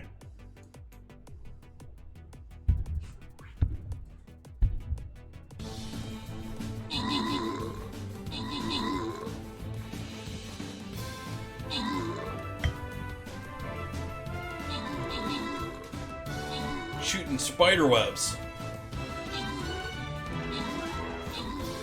Well, that's another thing with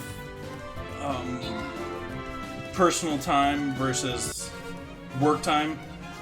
When you own your own business or you're a streamer, I mean, when am I cutting off making dinner for myself and streaming?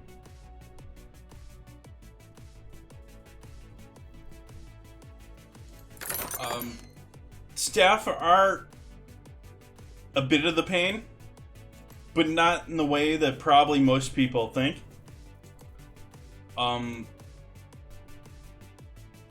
Most business owners can afford to live without their business.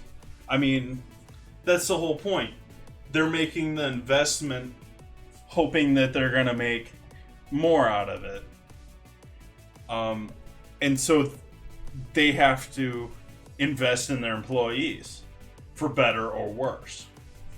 And the example I always bring up is Emerald. Emerald's now Martha's Pawn. He had the 2008 financial crush destroy his Louisiana real estate and all the restaurants that he had mortgages with, or whatever his real estate was. And in order to keep, I mean, it's Emerald. He's going to be fine. It's his employees that he's worried about. And so he sells his whole business off to Martha to keep his employees continuing to grow. He basically sold out. Because at that point, there's no question he was a bigger name than Martha.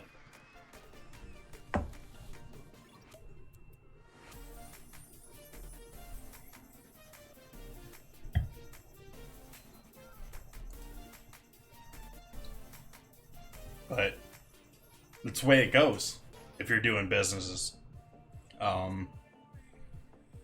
Yeah.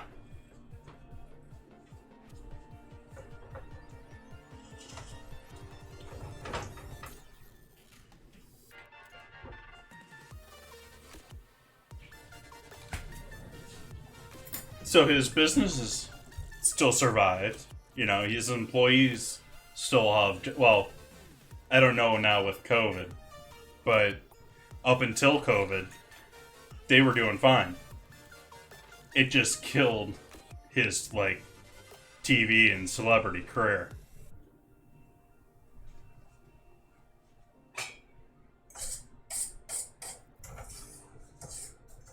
See how we're looking here with our rice? It's looking like a lot of it's split here.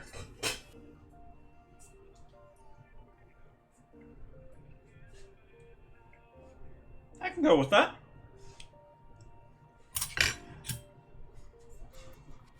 That's not too bad. I'm not usually it's the first time I've tried this rice.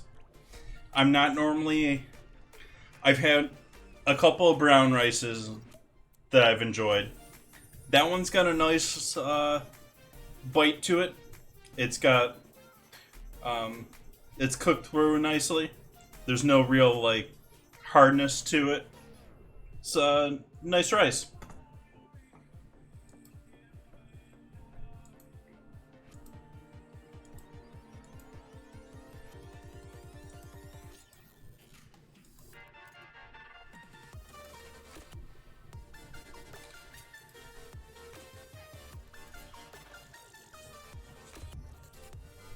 So let's make our plate. Or our bowl. Turn the heat off on everything here. Done. We'll use our serving spoon.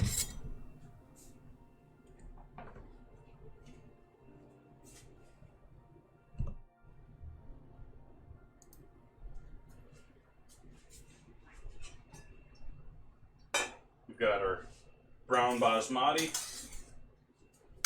which you can't see in that view, but our brown basmati.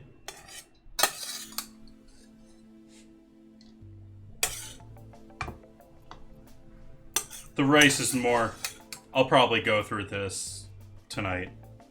The rice I'll do fresh.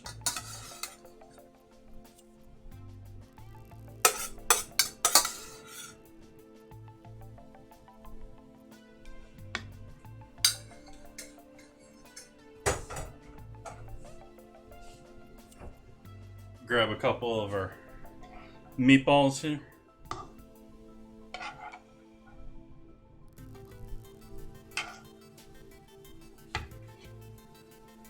Yeah, why not?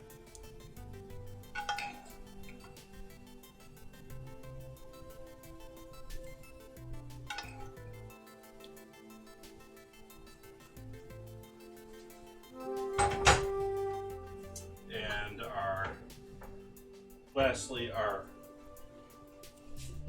chickpea curry.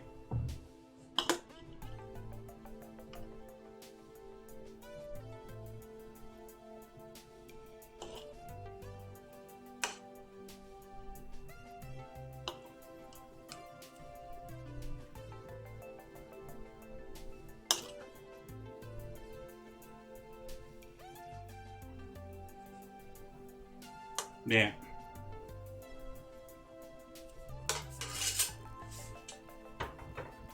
Not really happy with that plating, but we'll live with it.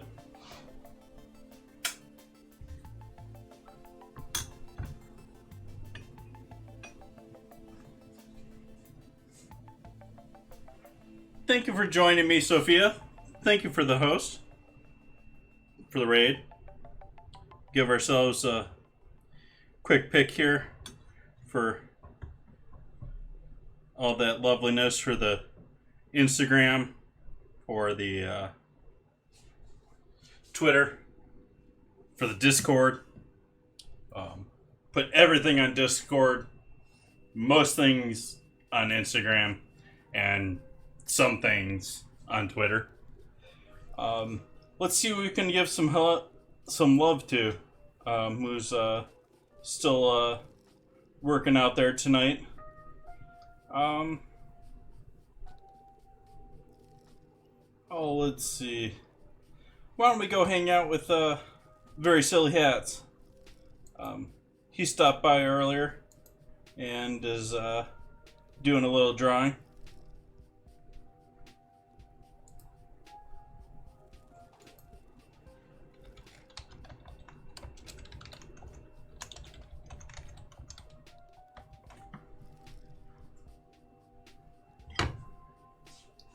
So I'd like to thank everyone for joining me tonight. I'm going to go enjoy these lovely meatballs and chickpeas. Great stream tonight. All sorts of raids. Thank you, Metro. Thank you, Sophia. Thank you for the hosts, the follows. We got Sophia, Ryan Howe, Dal Holly, and I will be back here on Wednesday. Like I said, International Bacon Day, I'll come up with something interesting. And charity next Sunday. So thank you for joining me. Hope you all have a great night.